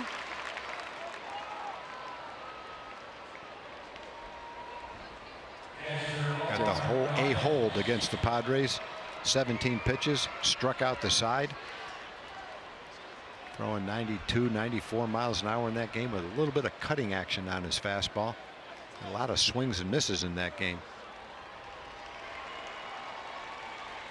And so when you look at Bartolo Colon's line, it'll look fairly average. 5 innings, 3 runs. But when you look at where he was when the game started, first inning and second inning, how many pitches he threw, the jams he got out of, 5 hits, couple of walks, limited the damage to 2 runs, and then pitched 3 more innings to give himself a chance to win a ball game. you have to look at it. The overall body of work was pretty impressive when you figure out where he started from. He got some help defensively. Elvis made a nice play, helped him in the first inning, helped his own cause, covering first base, making a nice play. Now if the bullpen comes in and does what they have been doing, we'll have a chance to tie Dennis Martinez for the all-time wins by a Latin pitcher. 0-2 pitch, and Narvaez strikes out swinging, 2 away. Boy, he has had an effective fastball. 4-mile-an-hour fastball. No contest. See you later. See Robinson with a high target, and Jesse pretty much threw the ball exactly where his glove was.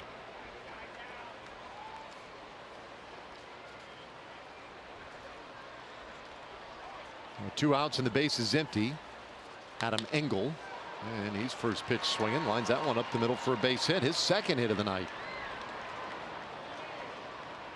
Yeah, Engel hasn't had a lot of multi-hit games. Well, good game for him. Had an RBI double and well hit ball up the middle.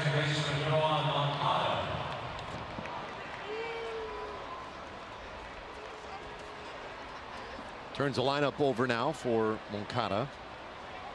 1 for 2 with a walk.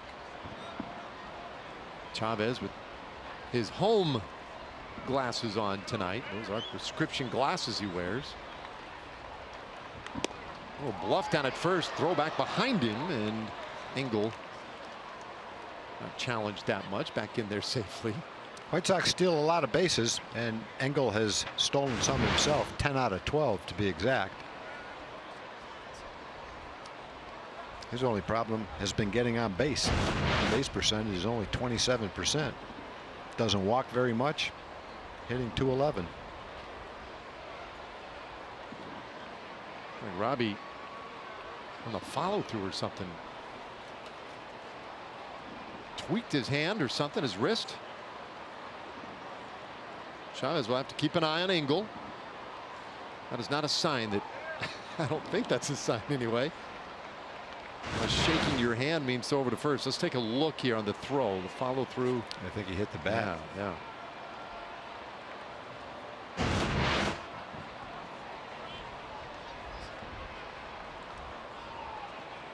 Runner bluffs.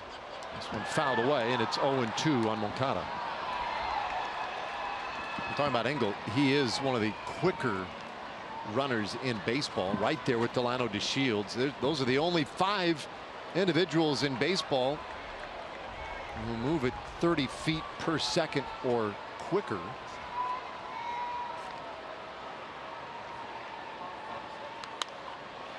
High pop up, left side of the infield.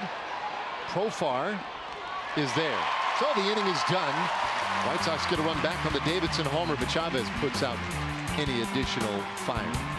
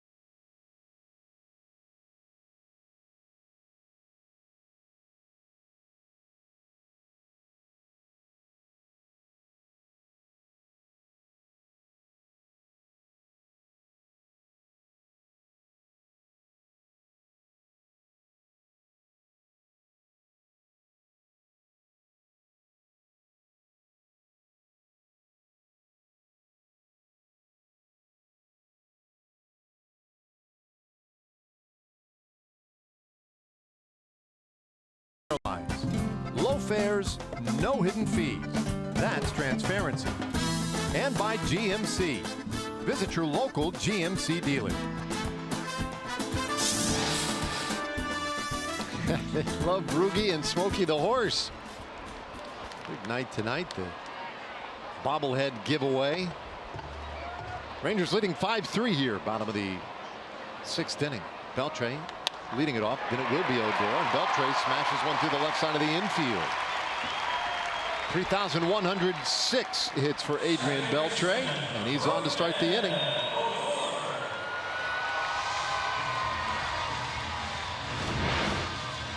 Adrian has been swinging well against left-handed pitching and hitting a lot of balls to right field. This one, he got out in front of him, pulled.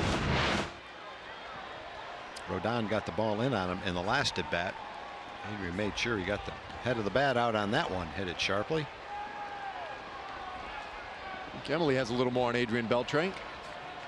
Yeah, he talked about, just wanting to be in the lineup. He realizes that he can't play every day in the field. He says, though, he does want to be in the lineup because he feels like if he stays out of the lineup or takes too many days off, it jacks up his swing, he said, just being honest. And so he wants to just play regardless of whether it's in the DH spot or, in the field. He wants to remain in that lineup as much as possible. Odor with a big swing and a miss, 1-1. I suppose that makes sense. Guys like that routine, the rhythm. Yeah.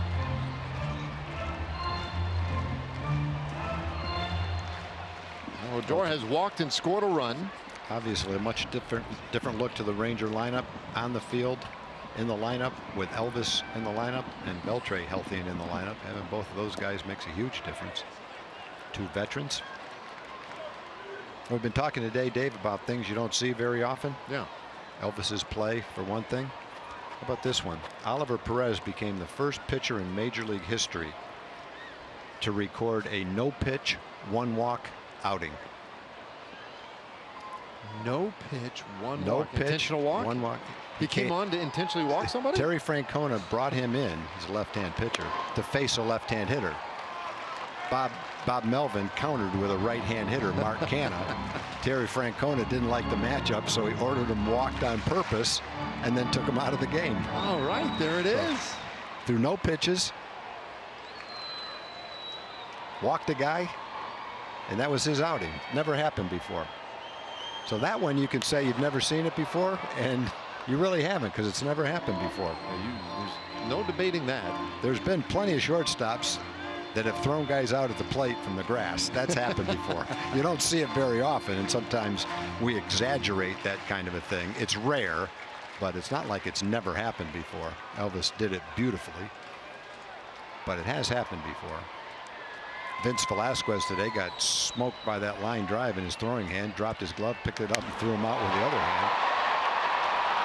Gore rips that one foul. Now that may never have happened before. May not, but I've got to believe it has. It might have happened where the guy picked the ball up running toward first and flipped it with his other hand. I don't know that he's ever gone toward third base and fired it with the opposite hand. Right. Maybe it has. There's a history of some ambidextrous guys. Pablo Sandoval throws both right-handed and left-handed, or can. Was Pat Venditti the? Yeah, he was the. He could have done. He definitely could have done it. High pop-up, first base side. And Cotta, eventually the man who ends up with the duties there, one away. Remember Greg Harris? Remember that name, Greg Harris? So he pitched for the Expos. Well, there's Greg Harris that I talked about the pitch for us. Might have also pitched with the Expos, but he's the one that had the glove that you could wear on both hands. So he had the Venditti glove. Yeah. Because Pat had one of those, right? He had it way before Venditti did. Although Venditti actually pitched with both hands in a game. I don't believe that Greg ever did. Now, there's more than one Greg Harris. So I'm not sure if you're talking about the same one. Our Greg Harris might have pitched for Montreal. I know he pitched for San Diego. I'm not sure the other teams he pitched for. But they had to, they had to get a ruling then in case he pitched in the game. Bobby Brown, Dr. Bobby Brown was the American League president. Whether or not he could, when he could switch to throw right-handed or left-handed, who had the right determine whether the guy batted right-handed or left-handed and which hand he threw with. So they actually came up with a ruling on that. I can't remember, but I think the ruling was the batter takes his place in the batter's box, and then the pitcher can determine which hand he throws with. Otherwise, you just keep going back and forth. The batter goes up right-handed, the pitcher switches to left-handed, the batter goes back to the other side, the pitcher switches his glove onto the other hand, and it never ends. So they actually had a ruling on that.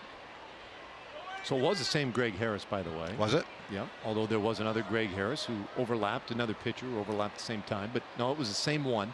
Yeah. So I saw Pat Venditti in the minor leagues. I remember seeing a video clip of him and a switch hitter having that exact scenario you were talking about. Hitter goes one side, he switches hands. So he switches to the other side and he'd switch his glove. And it went back and forth till finally the umpire, whatever, mandated something. But I didn't realize that they had already had on the books way back when on that. Bobby Brown ruled on that. So long ago, I honestly can't remember exactly what the ruling was. I remember it that he made the decision. The hitter walked into the batter's box, and then the pitcher could decide which hand he threw with.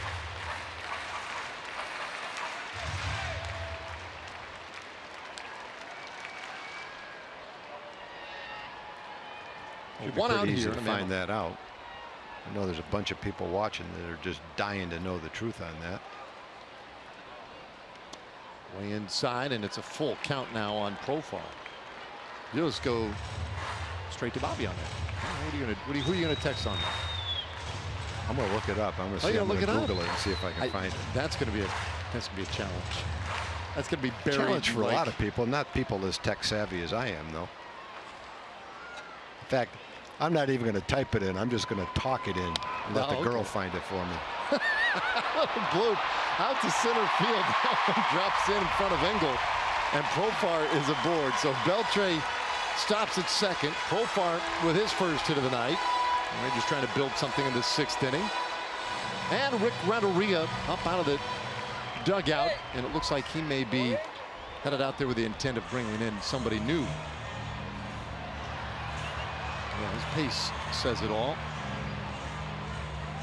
So Juan Minaya, who'd been loosening up out there, appears that he will come in for Rodon here in the 6th inning. 2 men on, and the Rangers up by 2.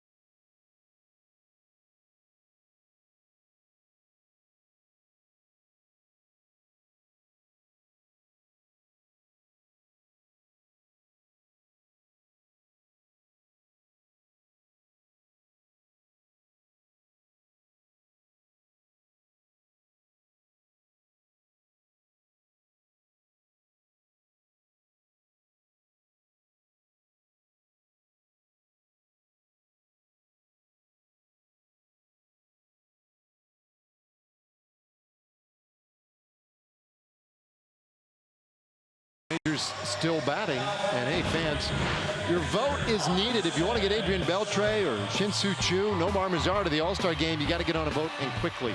Go to TexasRangers.com/vote. Cast your ballot for whomever you want to see in the Midsummer's Classic.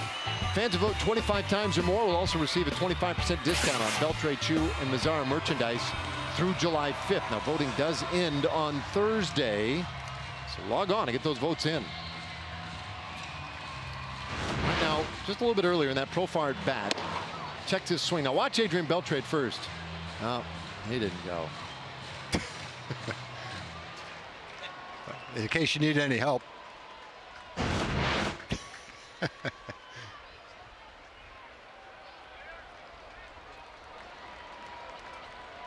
He's at second. Profar at first. Chirinos laced a bases clearing double in the 4th inning. He's driven in 3 runs. Looks this one by third, but foul. So I found the answer to my question. Yeah. It's the exact opposite of what I said. Now, Bobby Brown came up with a ruling way back then, back in the 80s. But what I just read says it's a new ruling, so maybe they've amended the ruling. Instead of the hitter having to declare, it's the pitcher has to declare. The pitcher stands out there as a right-handed pitcher, for instance, and then the batter comes up as a left-hand hitter, and it remains that way. So the pitcher has to declare. The ambidextrous pitcher, who can have a glove on either hand, has to put the glove on a hand, declare which hand he's going to throw with before the hitter comes into the batter's box. So that's the way you rule it. That's why I think somebody like Al Ravatsky, the mad Hungarian who used to get to the back of the mound, turn his back to home plate. Oh, he could make a quick switcheroo, turn around, storm up there, and before anybody catches it. I think the hitter has to know that you've declared one hand or the other, and you can't switch in the middle of an at bat. Guess that seems fair. You're a right-hand pitcher, and the hitter comes up, bats left-handed. That's the way it remains for that at bat, unless there's some kind of an injury, maybe. 1-2 on Chirinos.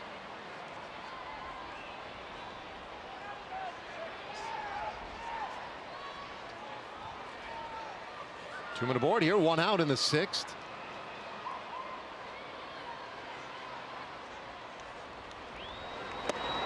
And there's a swing and a miss, so Chirinos strikes out, 2 away. First baseman, Joey. A lot of movement on that pitch. Bottom dropped out of that thing. Juan Minaya, we saw him yesterday.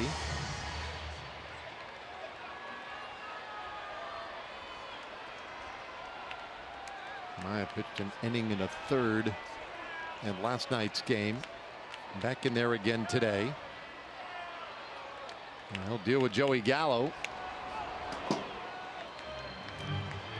Gallo, the 8th place hitter. You look at what the Rangers 7, 8, and 9 has done tonight. 3 for 7 with a couple of homers, a double, and all 5 RBIs. Gallo had one of the home runs. That was in the 3rd.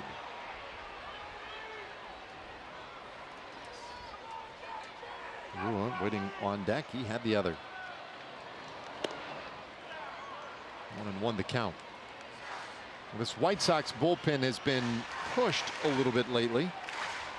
Had the 13-inning game on Thursday. Yesterday, it was touch and go with Dylan Covey. How he got through 2 1/3 almost seems remarkable. So that put additional pressure on the bullpen. Gallo hits this one on the ground to the right side. Moncada right there. And the inning is done. Rangers have a couple of hits, but they leave 2. 6 innings in the books. Rangers lead it 5-3.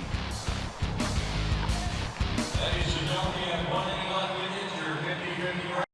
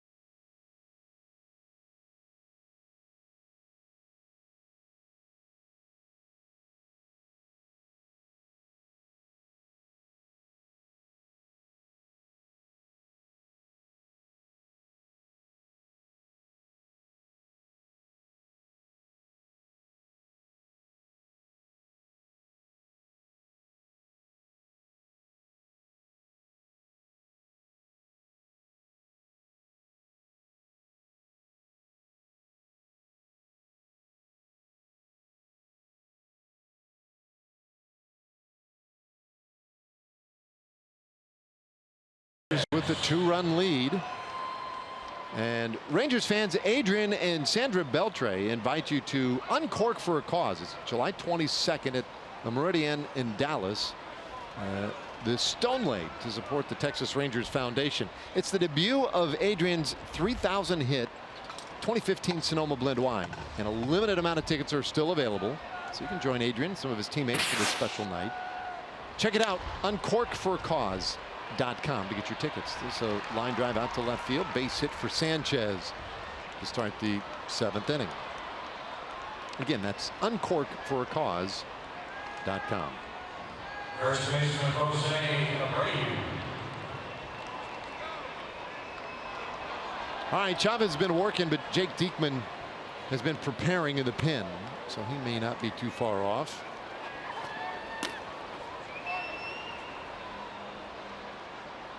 Chavez through a scoreless 6th inning. And relief for Bartolo Colon. Bartolo went 5 innings, 5+ technically, allowed 3 runs on 7 hits, walked 2, struck out 2. Pardon me, struck out. I don't know why I have him for 2. Anyway, Jose Abreu takes the ball.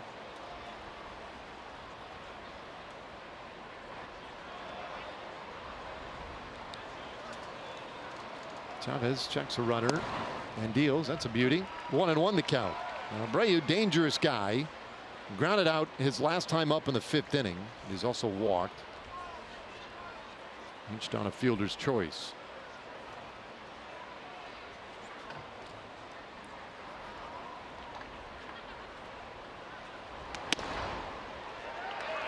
Catches another corner.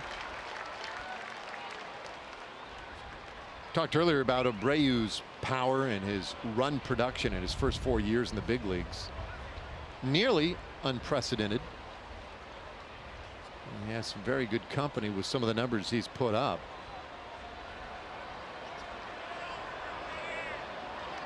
He makes good contact when he's up there, and he thought that was strike 3. I think he was heading away from the plate.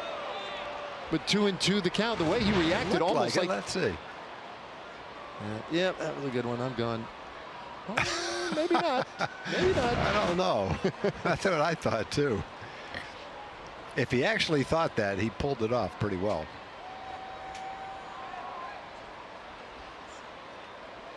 Two. And a ground ball second base could be He wishes it was strike 3. That is a double play. 4-6-3. Chavez loves it.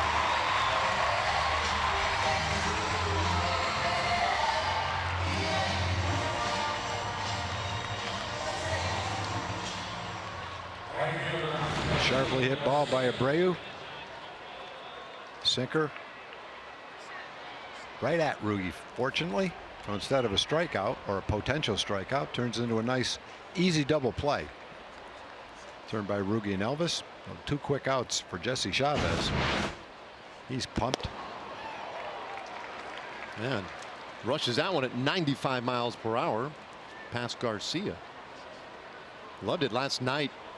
Emily, when she was talking to Rugi about the adjustments he's made, the work he's done, talking a little bit about defense. And he is really focused right now, defensively, offensively. He's been a whole lot better in both phases of the game. Been a great month for him. Garcia takes a fastball in. 2-1.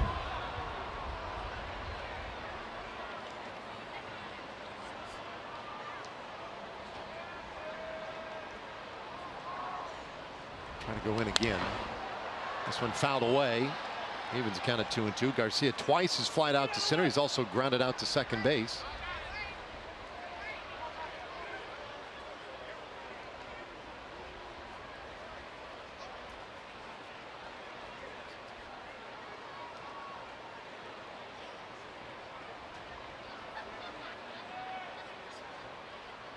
Chavez trying to make it 2 scoreless innings. There's a fly ball, that one out to left center field, and that's one's really well struck, and it's gone. 4th home run of the year for Garcia. Makes it a 1-run game.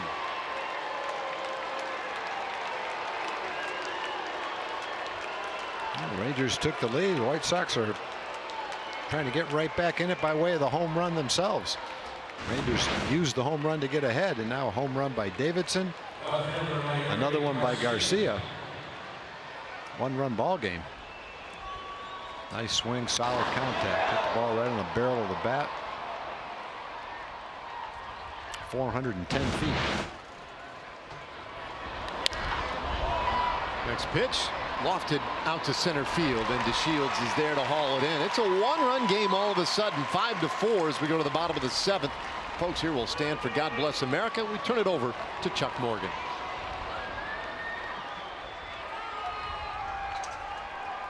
Your attention, please, ladies and gentlemen. Will you please rise and direct your attention to the area behind home plate, and welcome back Mary Helen Janaveras. In honor of all the veterans who have served our country and the servicemen and women who are currently stationed at home and around the world, Mary Helen will now perform God Bless America. God bless America, land that I love. Stand beside her and guide her through the night with the light from above. From the mountains to the prairies to the oceans white with foam. God bless America, my home, sweet home. God bless America, my home, sweet home.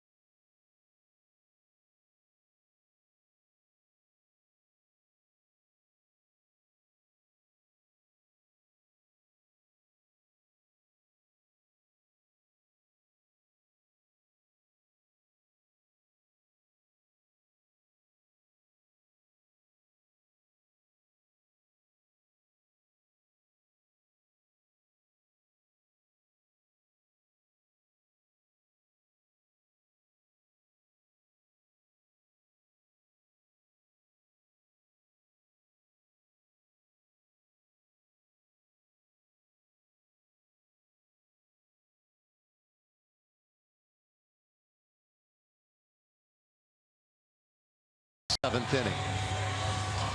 Young ladies having fun out of the ballpark tonight.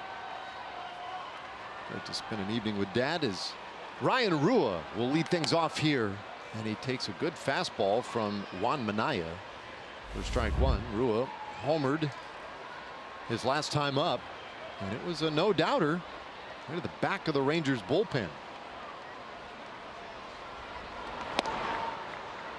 0-2 the count. Yeah, this is the 5th inning. Let's take another look at it. High fly ball. One of several in this homestand we've seen hit the same way. Davidson hit one for the White Sox. A little bit more to the left of that ball, but high fly balls that were hit very well and really carried. Ooh, strike 3 called. Rua thought that was a little wide of the plate, but a strikeout starts the 7th inning. Well, Juan Minaya is coming in, airing it out in this game. Rip Bannister headed out to have a word with Joe West. Well, I think West may have thumbed him from the bench.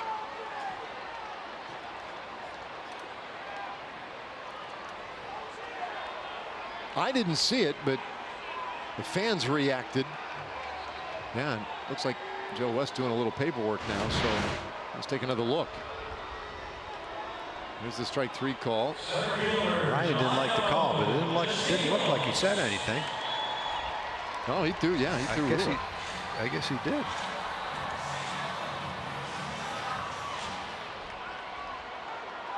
Well, it's one of those borderline pitches. Hitter doesn't like the call. Pitcher says, "I've got to have that one." Could have gone either way. That time went the way of Juan Minaya. Minaya's come in, 2 men on, only 1 out. Got out of the last inning and now strike out to start this inning. Faced 3 batters and struck out a couple of them. It was interesting. I mean, not really much of a reaction there from Rua. That might have been the magic word, or words, or phrase. Ground ball up the middle and just under the glove of Anderson. DeShields is on. That might have gotten a piece of his glove, but that'll be a base hit for Delino, his first hit of the night. I think he touched that ball and he was thinking, I've got to catch this and throw it almost at the same time if I want to get Delino. He was going to try to catch that, spin around and throw it, but never quite got to it.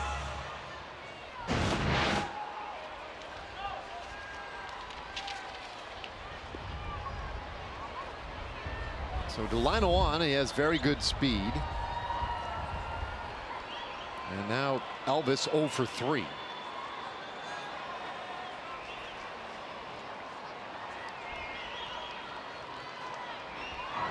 Throws that one away. And DeShields will head to second base. That one ended up out of play. E1.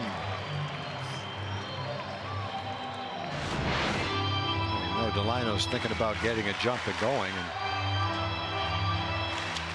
certainly Minaya knew that. Couldn't tell whether that was a bad throw or whether Abreu fanned on it. Could you? Was that a wild throw? I think my knee jerk was that the throw was not good. Okay.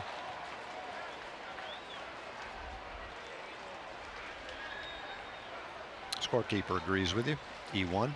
63rd error of the year by the White Sox. That is most in the American League. Part of the growing pains of a young rebuild. There's only one team in Major League Baseball with more errors than the White Sox. That would be the St. Louis Cardinals. They have 67.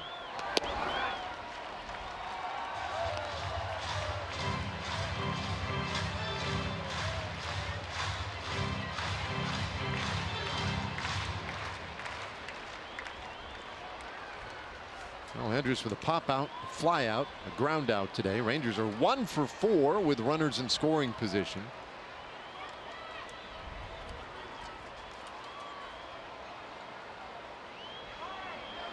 Runner goes, and the throw down to third base. That one goes into left field. DeShields will hop up. He's headed to the plate, but it was a late start. Garcia's throw, not in time.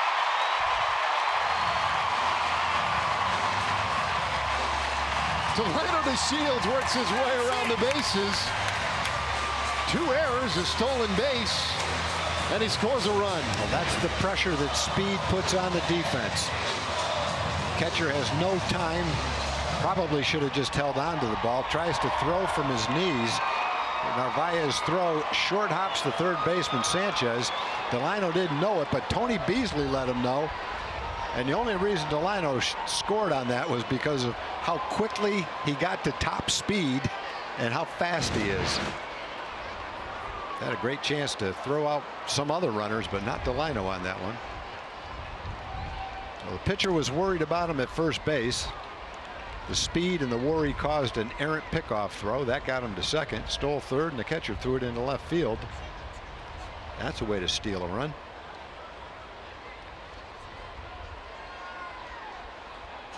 So the bases are empty. 2-2 pitch, and Andrews swings and misses. 2 away. Time for Chevy Game Break. Let's check it again with Dana Larson. Right fielder, number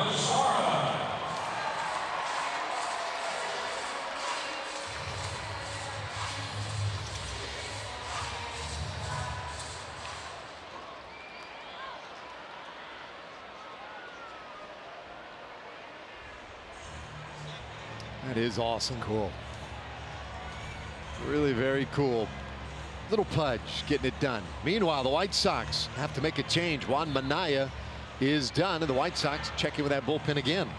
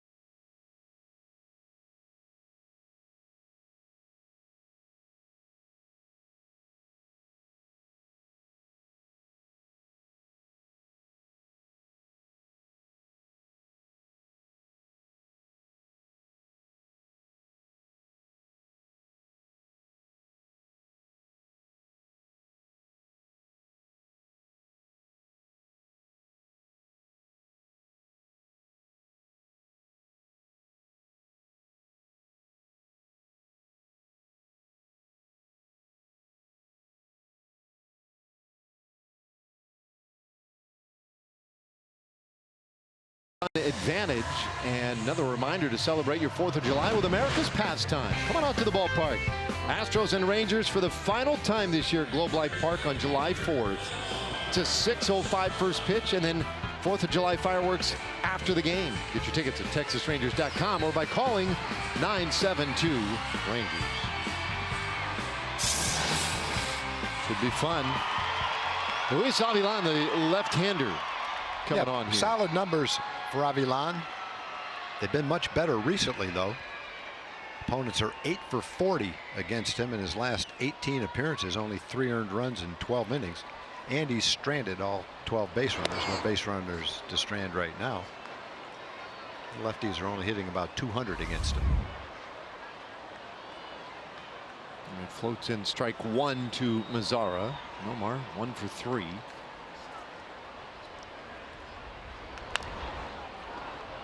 Not just like that. It's an 0-2 count. Bottom of the 7th. Rangers have scored an unearned run. They push that lead to 2 runs now. Yeah, Delano using those quick feet of his and putting some pressure on the defense. The 0-2 pitch. This one hit well down the right field line, but foul. No doubt. There you go.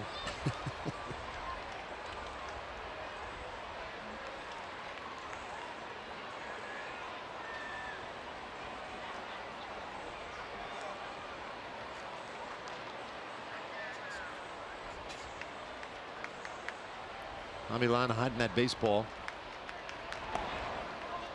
Deals low, 1-2. He's only allowed 9 hits to left-handed hitters this season. It's in 44 at bats.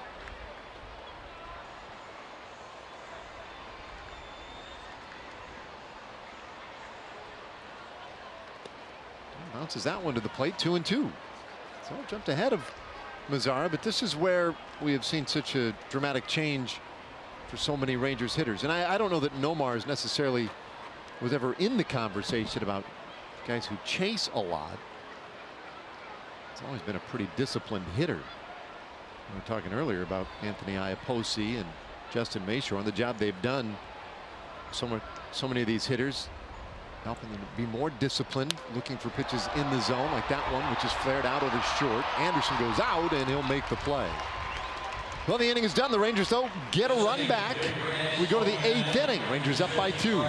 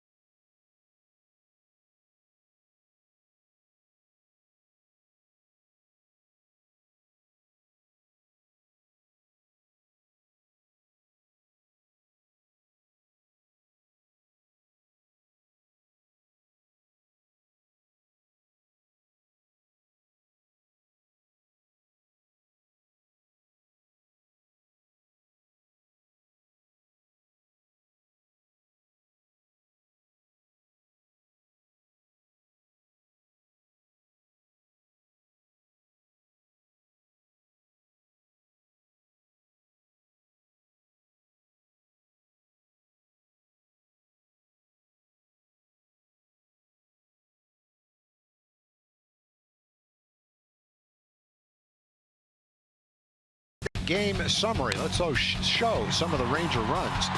Big hit right there by Robinson Chirinos. That made the score 4-2 the Rangers in the 4th inning. Big hit to put the Rangers in the lead.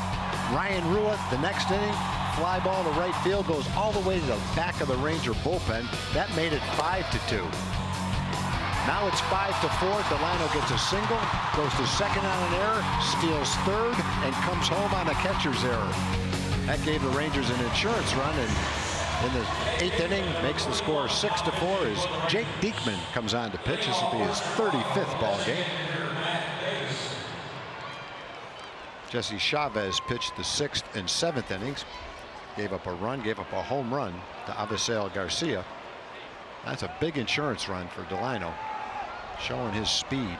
Rangers using power, speed, and Carlos Tocci comes in to play left field. After the Rua ejection. So Matt Davidson, and he takes strike one. Davidson, a right-handed hitter. Having a good night so far tonight with the home run and the double.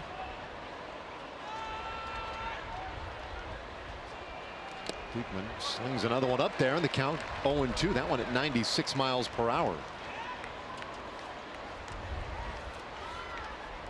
And Jake had a tough outing the other day. That one way up there looking. On Tuesday, Diekman suffered his first loss of the year against the Padres when he gave up 3 runs in the 8th inning of what was at the time a 2-0 game. The last couple of outings dinged him up just a touch. 4 earned runs in the last inning and 2/3 pitched. You may look at the matchups here, and you see a lot of guys down in the Ranger bullpen, right-handers, left-handers. White Sox have right-hand hitters coming up: Davidson, Anderson, Narvaez, Engel. All right-hand batters.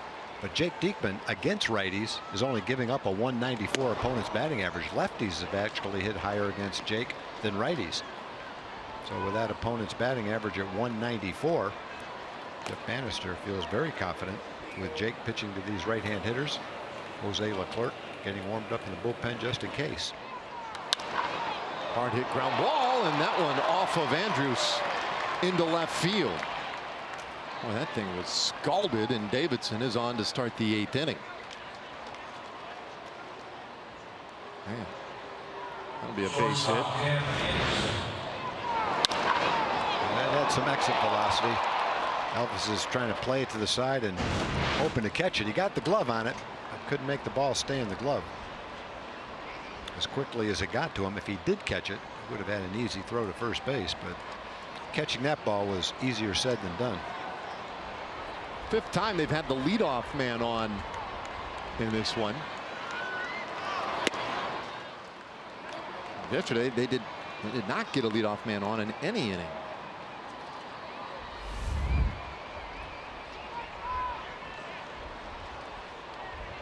Anderson 1 for 3. Had the infield hit in the 3rd inning.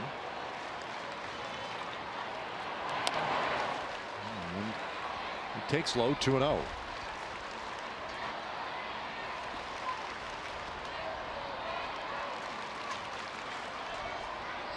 White Sox do have one lefty at the bottom of the order, Narvaez, who would be in the on-deck circle. And of course, all the switch hitters at the top of the order as well.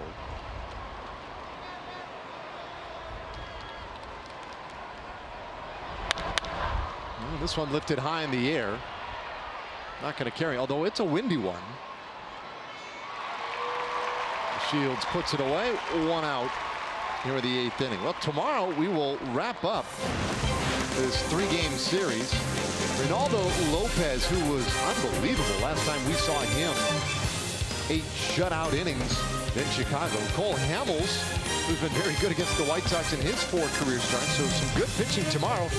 Our Ford Probables and pregame tomorrow starts at 1:30 here on Fox Sports Southwest. Hope you'll join us for that one.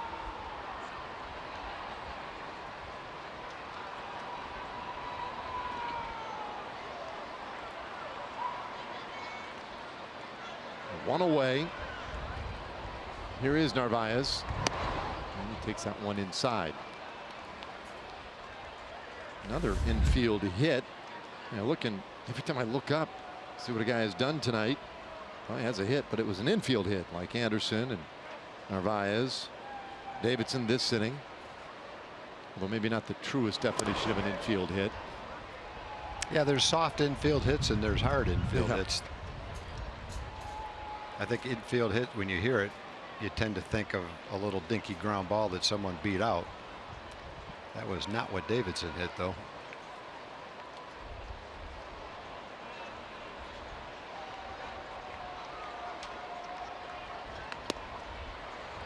That one just misses in. So 3-0 the count to Narvaez.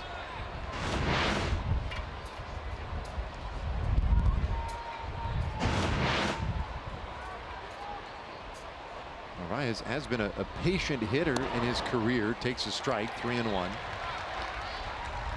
Last year was had a walk rate of almost 13%, which was fourth best among catchers with at least 250 plate appearances. Asks for time here and backs away.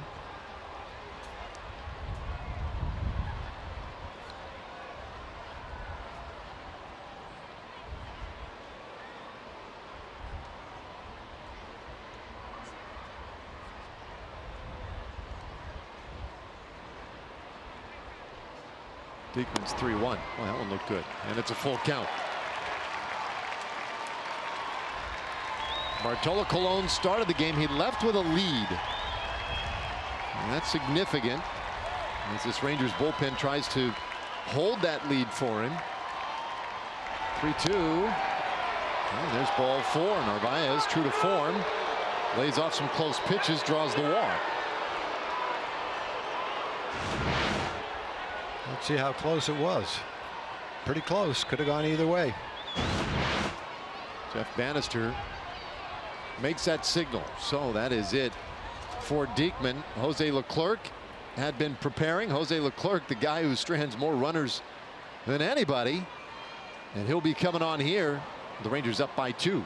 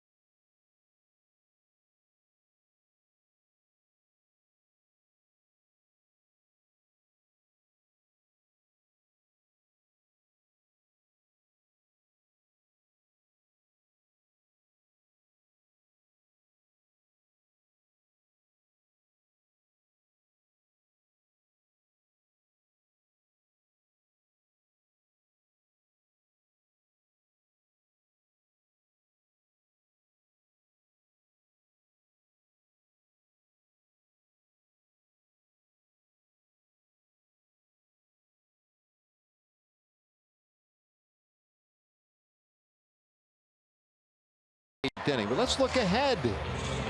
Now, Saturday, July 21st, the Indians will be in town, and the first 15,000 fans to the ballpark get an Elvis Andrus Best Friends bobblehead, courtesy of Dr. Pepper and Tom Thumb. It's the second in a series of 2 Best Friends bobbleheads. And you can get your tickets at TexasRangers.com or by calling 972-RANGERS. Hopefully, you got your Adrian Beltre earlier, and you just get Elvis to get the pair. All right, Jose Leclerc on here in the 8th. Yeah, good challenge right here for Jose Leclerc. Rangers clinging to a 6-4 lead. Couple of men on. Great numbers for Jose. A few too many walks. One thing that stands out is not giving up a home run. He's got 2 base runners out there. Adam Engel, the speedy center fielder. Pardon me, that's Daniel Polka. Here's the other number that stands out for Leclerc. 24 of 28 inherited runners have been left out on the bases. That's the 3rd best strand percentage in the American League. Those are the guys he wants to leave out there. Davidson out at second. Barres in your screen there at first base, and there's a swing and a miss. 0-2 and Sergeant Polka. Pinch hitting here for Engel. There's that cut changeup. 81 miles an hour, had Polka way out in front of it.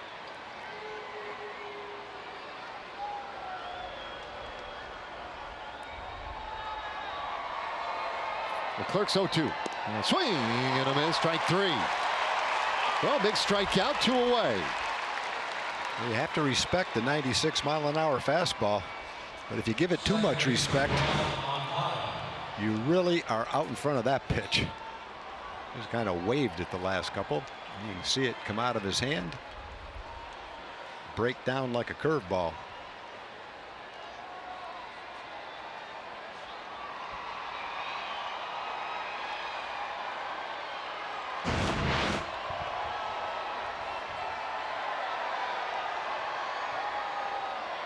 So back to the top of the order. And Okada watches one right on the outside corner for a strike.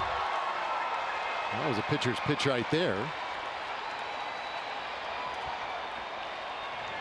Okada with a base hit and a walk. He is flied out and popped out his last 2 times up. Tying runs are out there. And that one buried. Good job by Chirinos to keep it nearby.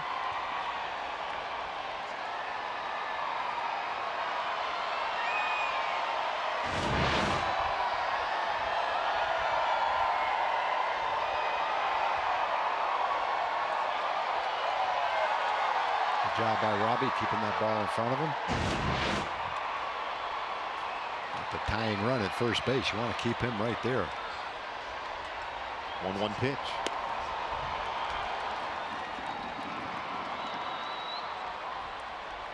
Well, Leclerc has talked a lot last couple of weeks, and he's been getting a lot of questions about the way he has performed.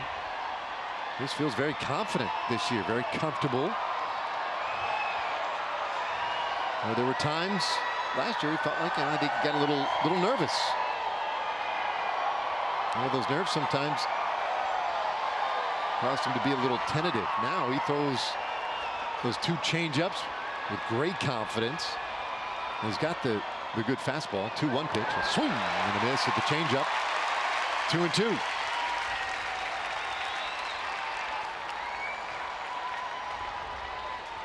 The last couple of left-hand hitters, they're just waiting for the fastball, but he's not throwing it.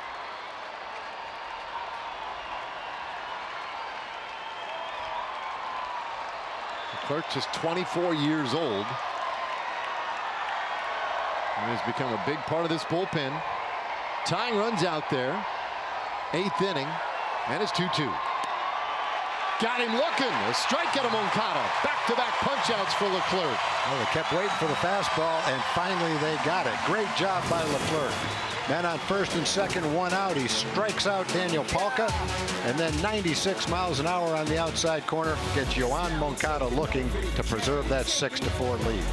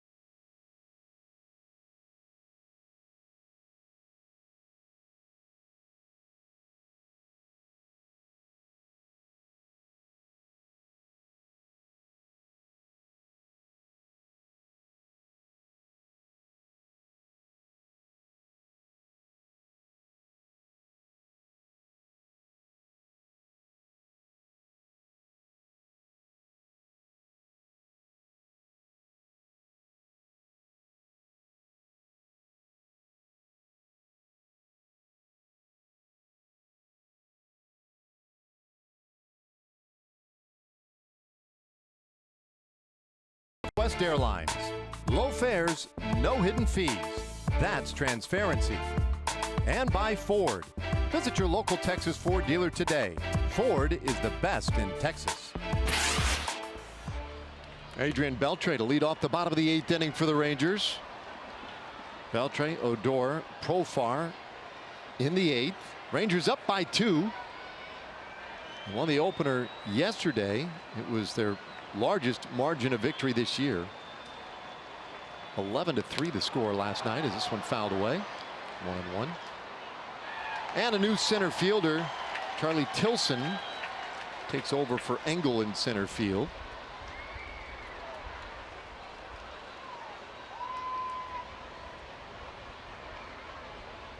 One pitch. Beltre swings and lines this one toward Tilson. A little slice on it. Drops in there for a hit. Second hit of the night for Adrian Beltre. 3,107. Like an off-speed pitch, maybe a changeup. Definitely a changeup. Out of the strike zone away. Adrian hit it off the end of the bat. It did have that kind of action, Dave. Watch it. It kind of slices toward right field off the end of the bat. Softly hit. Pretty good pitch as far as the changeup, change of pace goes, but maybe not as low as he wanted it. A little harder to get the bat on it if it's down around the knees or lower.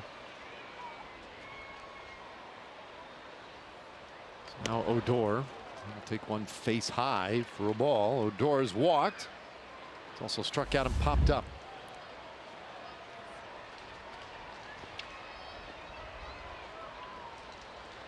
Rangers 6 runs on 8 hits tonight.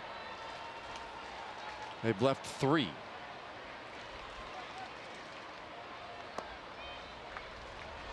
It's 2-0.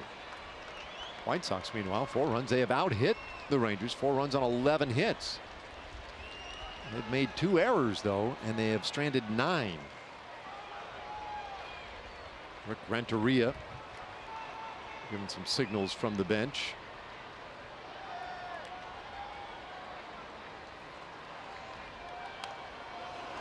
It's 2-1. And they're pretty happy with Rick Renteria in Chicago, which is saying something. They're coming off a 95-loss season last year. Renteria has a real good way of keeping things positive, though. He's bilingual, works well with everybody in that clubhouse, and they think he's the right guy to lead this turnaround effort they're going through right now on the south side. 2-1. Way in. If you're looking at wins and losses, it's way too early to judge Renteria on wins and losses. He hasn't been given the team yet. He may have the team, but it's going to take these kids a while to develop. In the meantime, the things you just talked about are the most important things. Work ethic of the players,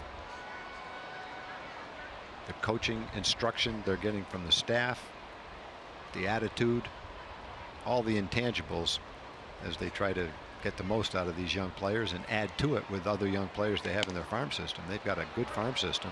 Made those trades within the last year or so. Got rid of veteran players, brought in young players, and some of them are here, and some of the really good ones are still in the minor leagues. Yeah, I think that's really part of the story. You know, last year when he took over in his first year, they traded 7 players from the opening day roster, you know, during the season. That's like a third of your opening day roster gone. It's fouled away in the count 3-2, and that sends a lot of signals in a clubhouse, right? I mean, everybody can pick up on that vibe. We're rebuilding, and we're not going to win this year. And they ended up losing 95 games, their 5th consecutive losing season. But as we say, he has a real good manner around that clubhouse, and they really appreciate it. Well, if you look at some of the players who aren't here yet, the number 3 prospect in all of baseball is Eloy Jimenez. He's not here yet. Luis Robert is an intriguing guy. Cuban. He's 25th on the list. Michael Kopech, a pitcher, is 11th. They got 8 of the top 100 prospects, and many of them were guys they acquired in trade. Between Jimenez, Robert, Those are two good offensive players and a lot of pitchers that have a chance as well. There's been a lot of talk lately about Jimenez kind of knocking on the door as if he may be coming along here a little sooner than expected. Well, Beltre is on at first, bottom of the 8th inning. And along at bat here, the 3-2 bouncer right side and through, a base hit for Odor. What a great battle, and he ends up getting his first hit of the night. More proof of the improvements and the adjustments that he's been able to make. Yep, just go up there and grind it out each at bat. That's what he's doing now. He's not giving away as many at bats. Another good at bat against a left-handed pitcher. Worked the count to 3-2. Finally got a pitch he could handle. Battled on some tough pitches. Got one that he could hit and drove it into right field past Moncada. So in this game he's worked a walk and got a base hit. Well, that's going to do it for Avilan. They're going to make a change. So Rondon was working out there in the pen, and he will come in for the White Sox when we return.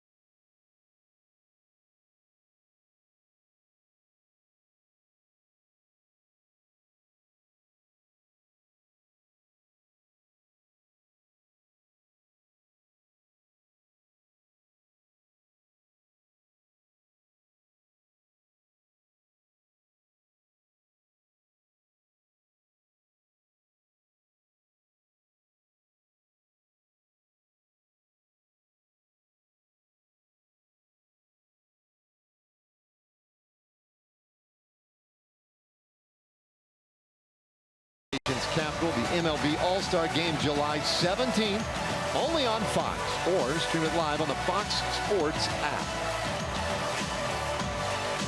Taking a look at the up-to-date AL All-Star balloting. Jose Abreu, the White Sox, leading vote getter right now at first base. Altuve, he'll be in town later this week with the Astros, leading at second base, and in fact, leading all vote getters in the American League. Manny Machado, Jose Ramirez on the left side of the infield. Betts, Mike Trout, Aaron Judge in the outfield. Wilson Ramos. And then, of course, the DH, JD Martinez. You said it yesterday, Tom. Fans are getting pretty good at this. They are. They are. They're not just picking names. They're picking guys that are having good years. Not like Jose Abreu, who's playing in New York, Los Angeles, or somewhere where there's huge crowds that can stuff the ballot box. Same with Ramos, the catcher in Tampa Bay. Bruce Rondon, and his first pitch off the glove of Narvaez. A pass ball, and that allows both runners, Beltre and Odor, to advance to third and second respectively. Well, that's a big play for the Rangers. Go from first and second to second and third, nobody out. Get a two-run lead. You almost force the White Sox to move their infield in. Rangers have a closer that hasn't blown a save yet. You just can't afford to give up another run, even though you give Rangers a great chance to roll one through the infield for a couple of runs.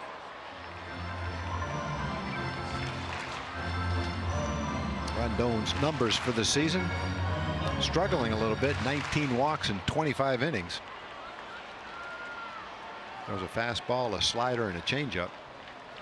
walks for him have told a little bit of a story this year.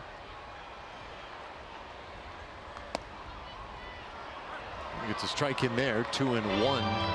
The count on Profar. Yeah, there are a lot of ways to look at the numbers for Rondon. The short of it is he hasn't been very good. 10 runs on 10 hits and 7 walks. That's in his last 3 2/3 innings. It's low, 3-1. So it's been a big time scuffle for the right-hander. And this is not a trivial spot in the ball game. 2 men on in a 2-run game in the 8th. Maybe an indication again of just how thin things are in that pin right now. This one lined into right field. That's a base hit for Profar. It'll bring home 2 runs. Profar going for 2. The throw on the way. It's offline. A 2-run double for Jurickson Profar makes it a 4-run lead in the 8th. Well, the Rangers are just taking advantage of their opportunities. Starting to swing the bats with men in scoring position for sure. Had a couple of big hits today. One by Chirinos with the bases loaded. Now another one late in the game by Profar. 2nd and 3rd, ahead in the count. Got an off-speed pitch down. Looked like a breaking ball that kind of spun up there right in his hitting zone, and he ripped that one past first base and sprinted his way to a double on that hard hit ball. 2nd hit for Jurickson. He's also walked in this game. Still nobody out. Here is Chirinos. Drove in 3 runs earlier tonight, and he takes a 97-mile-per-hour fastball in.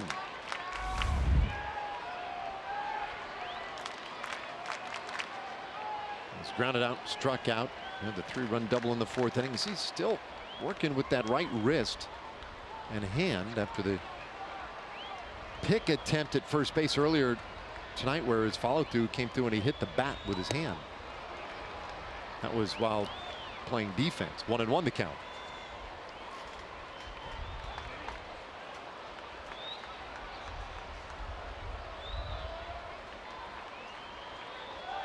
Bruce Rondon, the 3rd reliever of the night for Chicago. First year with the White Sox. And signed as a free agent in January, last day of January this year. Previous 4 seasons in Detroit. Inside again. That one at 98 almost got Chirinos. 2-1.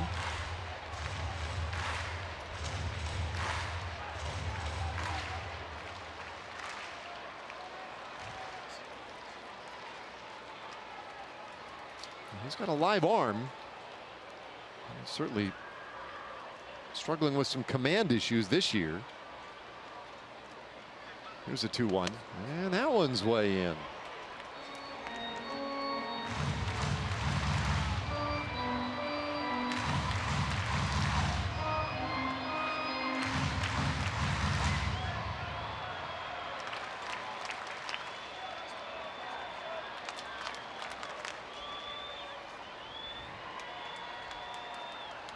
$28,138 our attendance tonight. Toronto Rangers 4-run lead, the 3-1, and Chirinos little tapper back toward the mound, and Rondon will boot it. I don't know that he would have had a play, but he got there with his hand and his foot at the same time, and the foot won. So Chirinos given a base hit. Rangers have him on the corners. You know, we talk about Bartolo Colon as a big guy who's agile and athletic. Rondon's a big guy, and I don't know that you can say the same thing about him.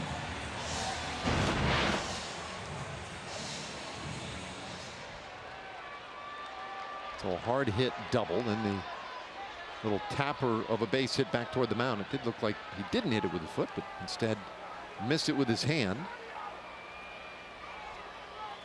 So now Joey Gallo hit his 20th home run of the season earlier tonight.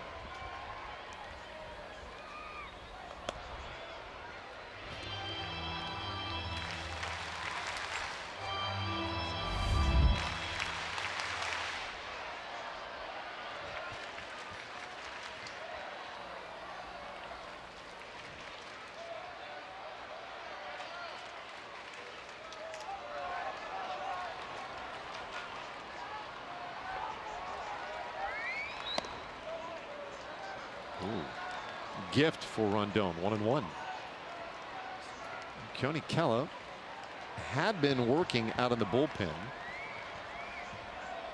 When he started, it was a 2-run game, and you're thinking, well, safe spot, of course, but he has sat down. Chris Martin now with a 4-run lead. Looks as if he will get the chance in the 9th inning. And if no one warms up, this has got a chance to be more than a 4-run lead. Rondon's struggling to say the least right now. He's thrown 13 pitches, 5 strikes, 8 balls. Behind in the count right here to Joey Gallo. If he doesn't watch out, there's going to be three more runs on the board.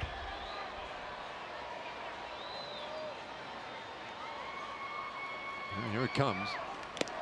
And a 2-2 count. He challenged him with a fastball, 95 miles an hour.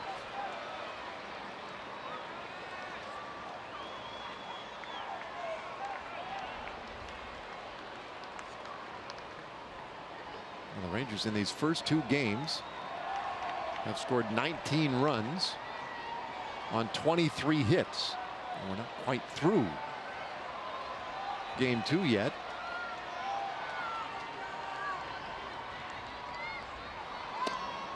Full count now.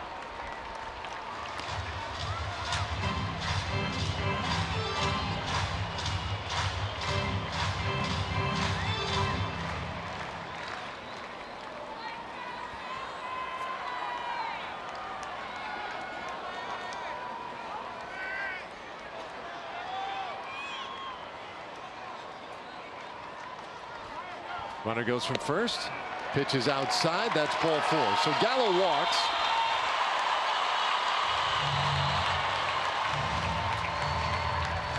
I need to draw a map for Rondon right now. I'm showing where the plate is. He's having a little trouble here. Bases are loaded, and Don Cooper, one of the best pitching coaches in the business, out there to give a little motivation.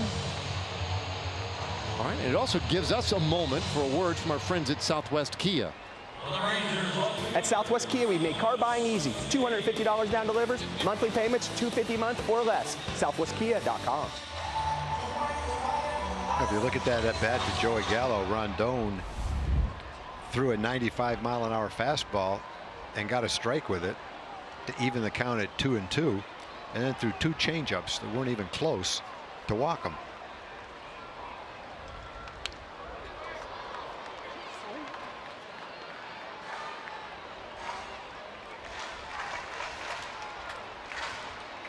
You're not working with a lot of confidence, I don't think. And you would understand looking at the numbers. Carlos Tocci hasn't gotten a whole lot of offensive opportunities. 1-1 the count. And he was on the disabled list for a long stretch and was activated on June 2nd. Since June 2nd. And this is the final day of June today. He's appeared in 9 games, 1 start. And this is just his 5th at bat. Fouls this one away. It's 1-2 on Tocci.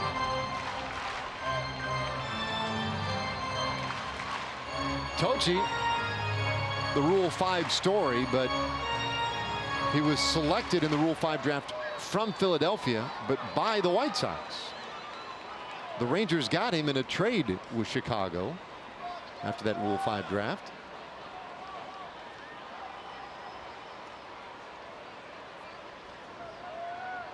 Now the 1-2 pitch from Rondon, and that one is out in the dirt. 2-2. Profar, Chirinos, and Gallo on the bases. 2 runs already in. Beltre and Odor, who both singled to start the inning. The first 5 batters have all reached.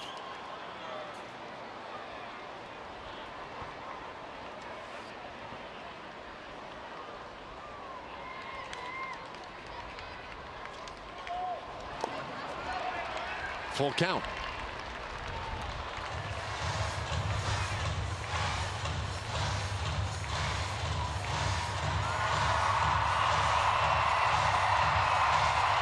Well, these White Sox have been going through some tough times.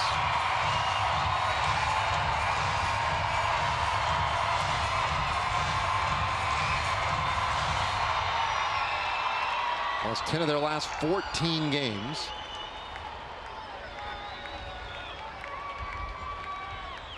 And in danger of dropping the first 2 of this series. Rangers don't mind. Rangers been playing good baseball lately. 3-2 pitch to Tochi, and he takes ball 4. Back-to-back walks from Rondon. It's 9-4 Rangers.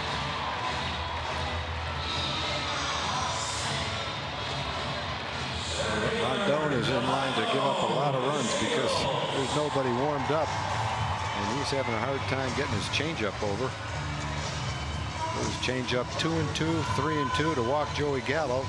Got Carlos Tochi up there with 5 at bats this year. Throws him a 3-2 changeup and walks him too. So now the first 6 Rangers have all reached. 3 runs across. DeShields fouls away strike 1. Delino 1 for 4 tonight.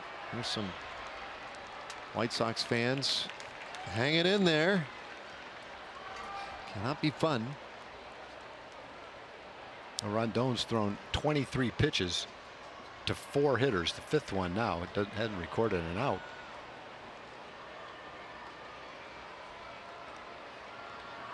Now someone's warming up.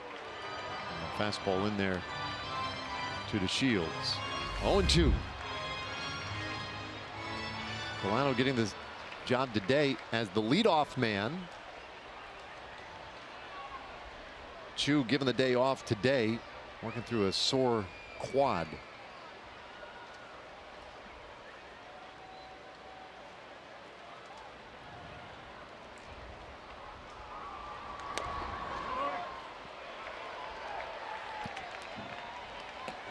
Jace Fry looks like warming up for Chicago.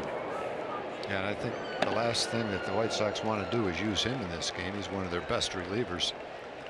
Giving up a 141 opponent's batting average.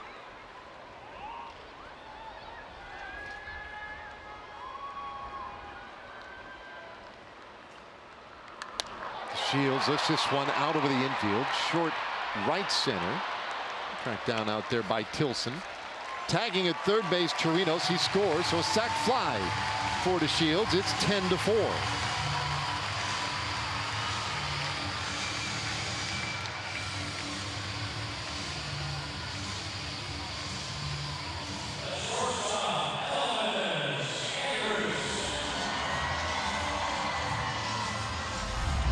Everybody else stays put. Gallo at second, Rua at first.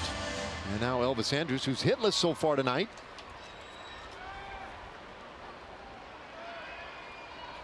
Elvis had hit in the previous 4 games, so that little hit streak on the line right here. And he takes inside. He was 2 for 5 yesterday with a run scored.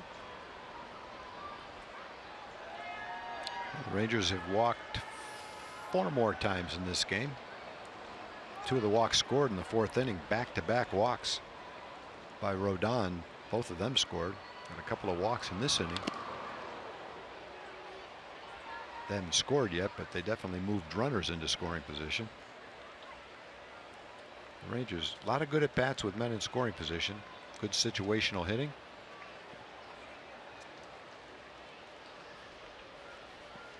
Well, this offense continues to click. Now, to your point, they're getting a little help. But to their credit, they take advantage of it. They've won 10 of their last 12 games. Much better baseball. The 1-1. This one driven out to center field. Oh, Tilson fell down. And that one will go to the fence. Gallo's in. Tochi behind him. Andrews heads to third. A 2-run triple, and it's 12-4 Rangers. Now the 2 walks have scored. Rangers have had 4 walks, and every one of them has scored.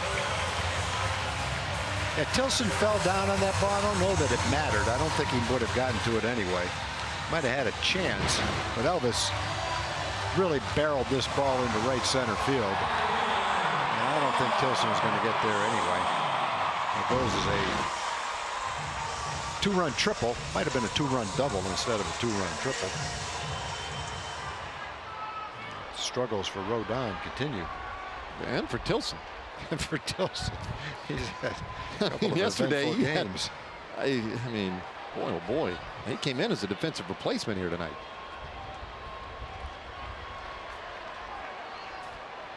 So Mazzara now, and he takes low and in. So this was last night in left field for Tilson. And it looked like a routine fly ball to end the inning, but it wasn't. Or it didn't. Well, the couple of steps he took coming off the field made it look like he thought he caught it. That ball never even hit the pocket of his glove.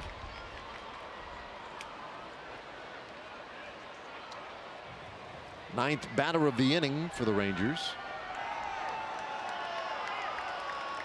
Rangers 4 for 7 with runners in scoring position tonight. Nomar has 1 hit so far. Takes on. Whoop, that one gets away, but Andrews not going to take any liberties. So with an 8-run lead, Elvis just let that one go. Yeah, let that one go and let Nomar get an RBI. Yeah, that's a good way of thinking of it. Well, this Rangers offense, 6th game now, scoring in double-digit runs, 6 times since May 1st. 2nd highest total in the American League in that span. 32 pitches for Rondon, and he's only had 1 out.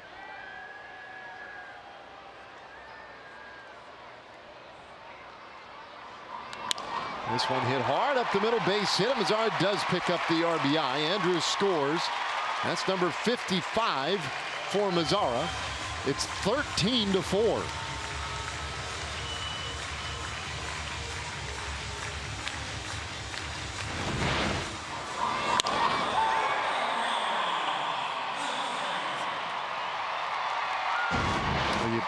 You feel bad at times for guys, and right now for Rondon you almost have to have a little sympathy.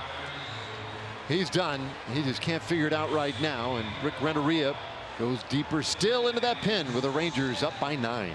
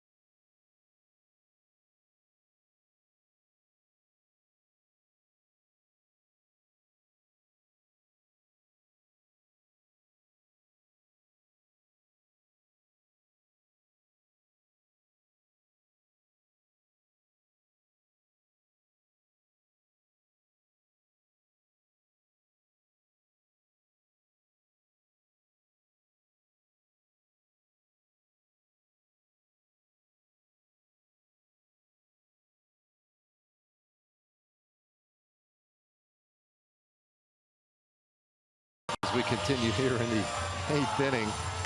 When this inning started, that was a full moon. Hey, take home a little bit of snow this July. The first 15,000 fans to the ballpark on Friday, July 20th. We'll get the Celebration Snow Globe, courtesy of Powerade and Kroger. The Cleveland Indians, Texas Rangers, a 7:05 game, and you get your tickets at TexasRangers.com or by calling 972-RANGERS. And Jace Fry indeed has to come into this game. Yeah, he's been pitching well all season long, but especially lately. He's only given up 1 earned run in his last 10 innings. In those 10 innings, he's struck out 15, and opponents are hitting 139. So he's on a nice roll. In a blowout, manager's not too thrilled about having to use one of his best bullpen pieces, but That's the way it is right now, just to get this inning over with. He had to. Rondon throwing well over 30 pitches, only had 1 out, and showed no signs of being able to get anyone else out. Yesterday, the Rangers had a 7-run inning. It was their first and largest of the kind this year. It's a little roller foul. They've matched that here in the 8th inning. Another 7-run inning. But how about this time? You look at looking at my scorecard here. Every Ranger in the lineup has either scored a run or driven in a run in this inning.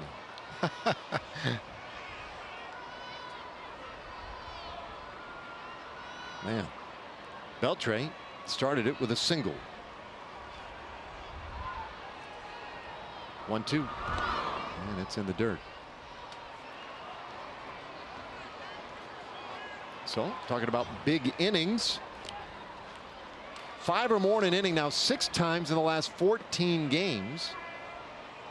That's including tonight, and they've done it 9 times total this season. So that just gives you an idea that lately they have been churning at a very high rate. In fact, you know, Elvis was up a little bit ago this inning, and I was just looking, since he has come back off the disabled list, this is his 10th start. In his first 9 starts since coming off the DL, the team has gone 8-1. A chance to go 9-1 with this one tonight.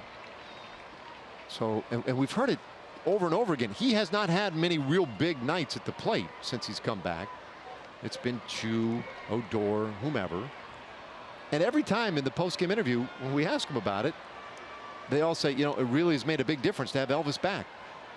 Makes the lineup better, clubhouse better.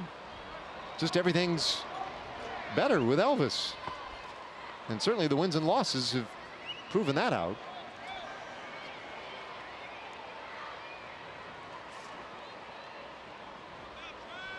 Full count on Beltre. Those 2 hits tonight. And he takes ball 4. So Fry comes in and walks the first man he sees. What Rick Renteria is hoping is that Fry doesn't take 20 or 25 pitches to get out of this inning. He's hoping Fry can come in, get this inning over with for the White Sox with a minimum of pitches, hopefully be available for tomorrow's game. But so far that's not the case. 8 pitches to walk Adrian.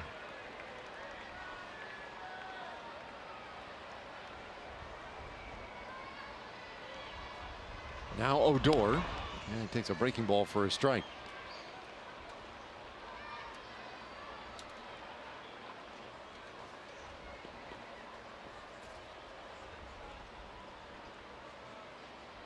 Fry is the 3rd pitcher of the inning for the White Sox. Avilan started the inning, gave up 2 singles before giving way to Rondon. Now the count 0-2.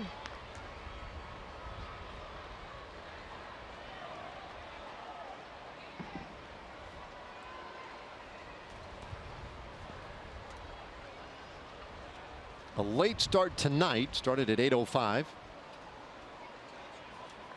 We come back tomorrow, an afternoon game, a 2 o'clock first pitch. And this one in the dirt. Ball and 2 strikes on Rugi.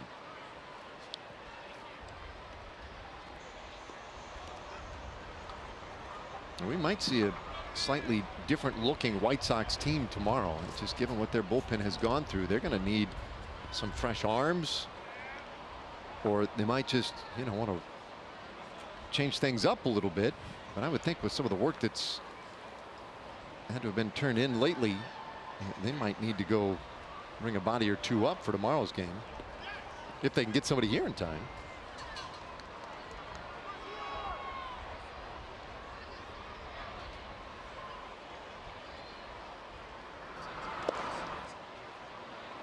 Two and 2. Rangers have been at bat for 35 minutes in this half inning. And we'll see what kind of injury time they award at the end of this. Well, there's only 1 out. Man.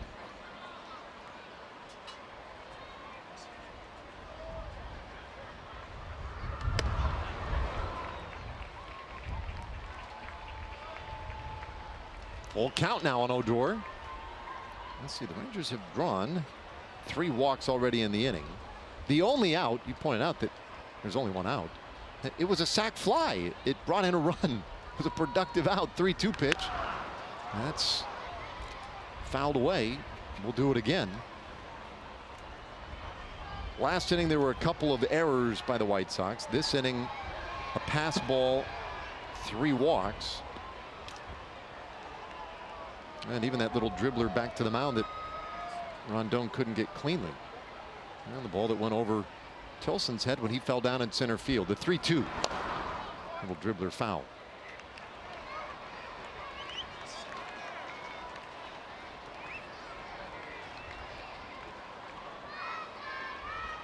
And this will be the 8th pitch of this at bat.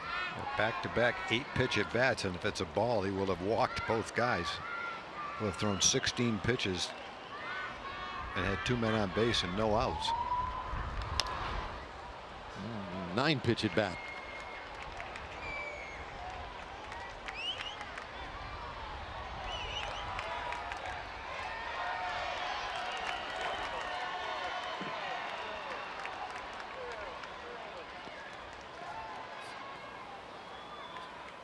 So Fry laboring a little bit.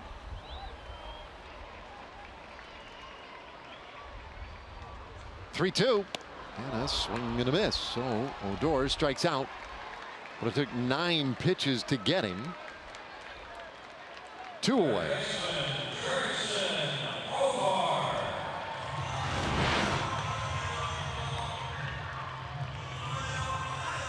.91-mile-an-hour slider, cutter. Talked about Fry and the nice season he's having. He's been pitching great lately. 31 strikeouts overall in 24 innings, though. And only 12 hits, a 141 opponent's batting average.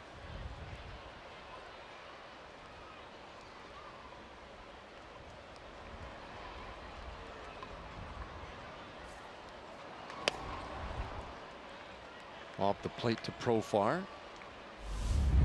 2 hits tonight, a walk, scored a couple runs, driven in a pair. Good night for Jurickson. A chance to do more damage with Mazzara at second, Beltre at first base. Yeah, Jurickson's knocked in 29 runs now in his last 37 games. So he's been productive. His average has hovered around 240, but the production has been there. Extra base hits, RBIs.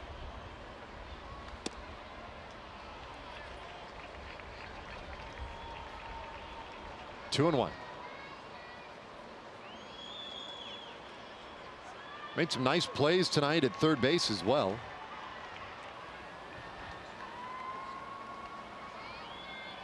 Fry at 20 pitches in the inning now, and he misses outside. 3 and 1. And they're over 50 for the inning, I think.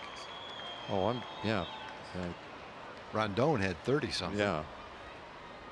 Might be pushing 60 before they get out of here.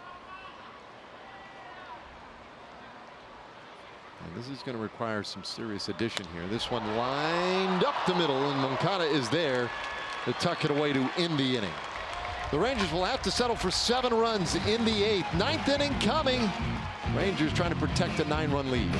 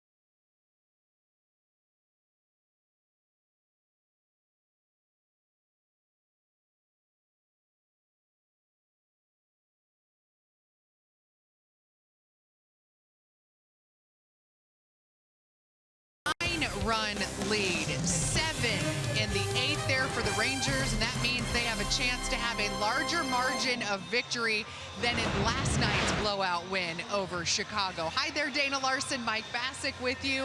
We'll have the post-game show coming up right after the game. Lots to talk about tonight, Mike. Yeah, it seems like a long time ago, but we'll talk about Bartolo Colon and his magic and how he wiggled his way out of some jams early on in this game. Lots of pitching to talk about, clutch hitting as well, and we'll hear from the key players all coming up right after the game, guys.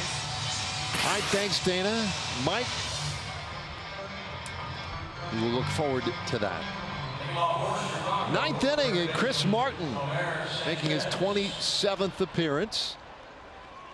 And he's got a lot of room here within a 9-run lead. You would expect, and certainly hope, that he's a guy coming in to throw some strikes here. Sanchez, Abreu, and Garcia, the batters due for the White Sox. 2, 3, and 4 hitters.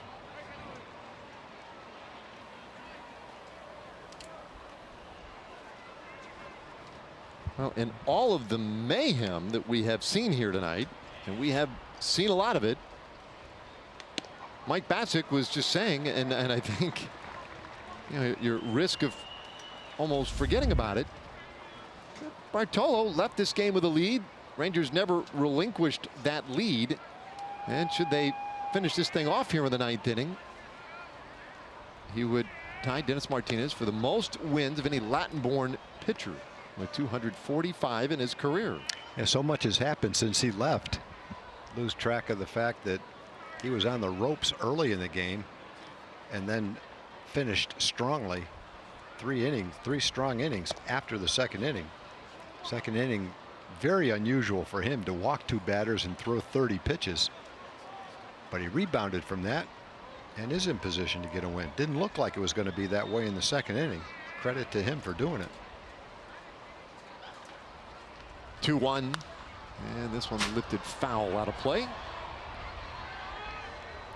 So Bartolo recently got the record for the most wins of any Dominican-born pitcher when he passed Juan Marichal, but tonight he would tie Dennis Martinez, he of Nicaragua, with 245 victories in his career, most among any Latin-born pitchers in the big leagues. And there is strike 3 called. Sanchez goes down looking to start the 9th inning. So Martin was throwing strikes this inning. A good fastball outside corner, right there on the outside corner. Well located pitch. Probably not going to get that call at this stage of the ball game.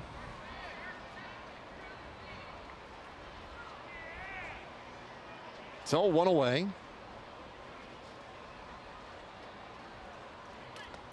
Abreu takes one for a strike.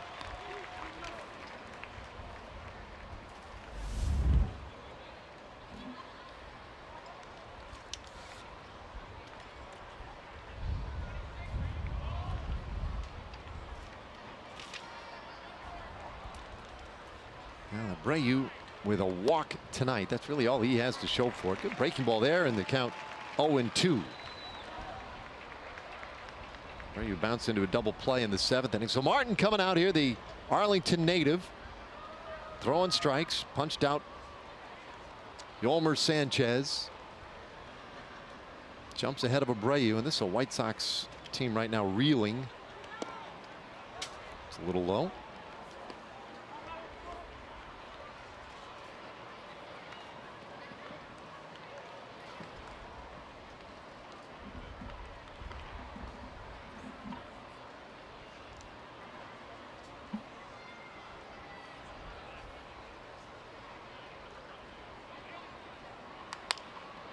This one fouled away. So if you're Rick Renteria, Tom, and you've watched your team go through this tonight, and you've, I mean, look, you pointed out earlier, they've lost 10 of their last 14. It's a tough go. A lot of youth. We see some of the mistakes comes along with that. Do you even bother talking about this one tonight? No. No, I think you just chalk it off. And, you know, he's evidently created a good atmosphere with the team. They know they're rebuilding. They know they've got some talent here. They've got some talent coming. It's just going to take patience. And along the way, you're going to have games like this. You know, even good teams have games like this. It's not like anyone's immune from this kind of a ball game. But they're going through a tough stretch. You know, they played a 13-inning game and got in here at whatever, 4 o'clock in the morning. So they came in tired. They came in with a tired bullpen. And it's still that way. And so it probably looks a little bit worse right now than it really is. But at the same time, if you're the manager, your job is the future and keeping the guys in the right frame of mind, keeping a positive attitude, working hard, doing all the little things it takes to teach players to get better and look for the future. Not much you can do about this. Bouncer left side. Profar to second. They'll get the force out there. 2 away.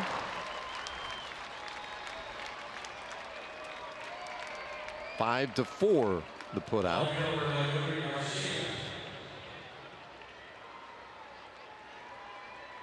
Not to pour any salt in the wounds, but what if I told you this was the front end of a 10-game road trip for the White Sox that sends them back to Cincinnati and then returns them to Texas to play the Astros of all teams? Yeah, you know, it's 162 games over the course of 6 months. You just go through periods like this. You know, the Rangers were in a bad streak there earlier, and you wondered, was there light at the end of the tunnel? And you know, you just keep battling.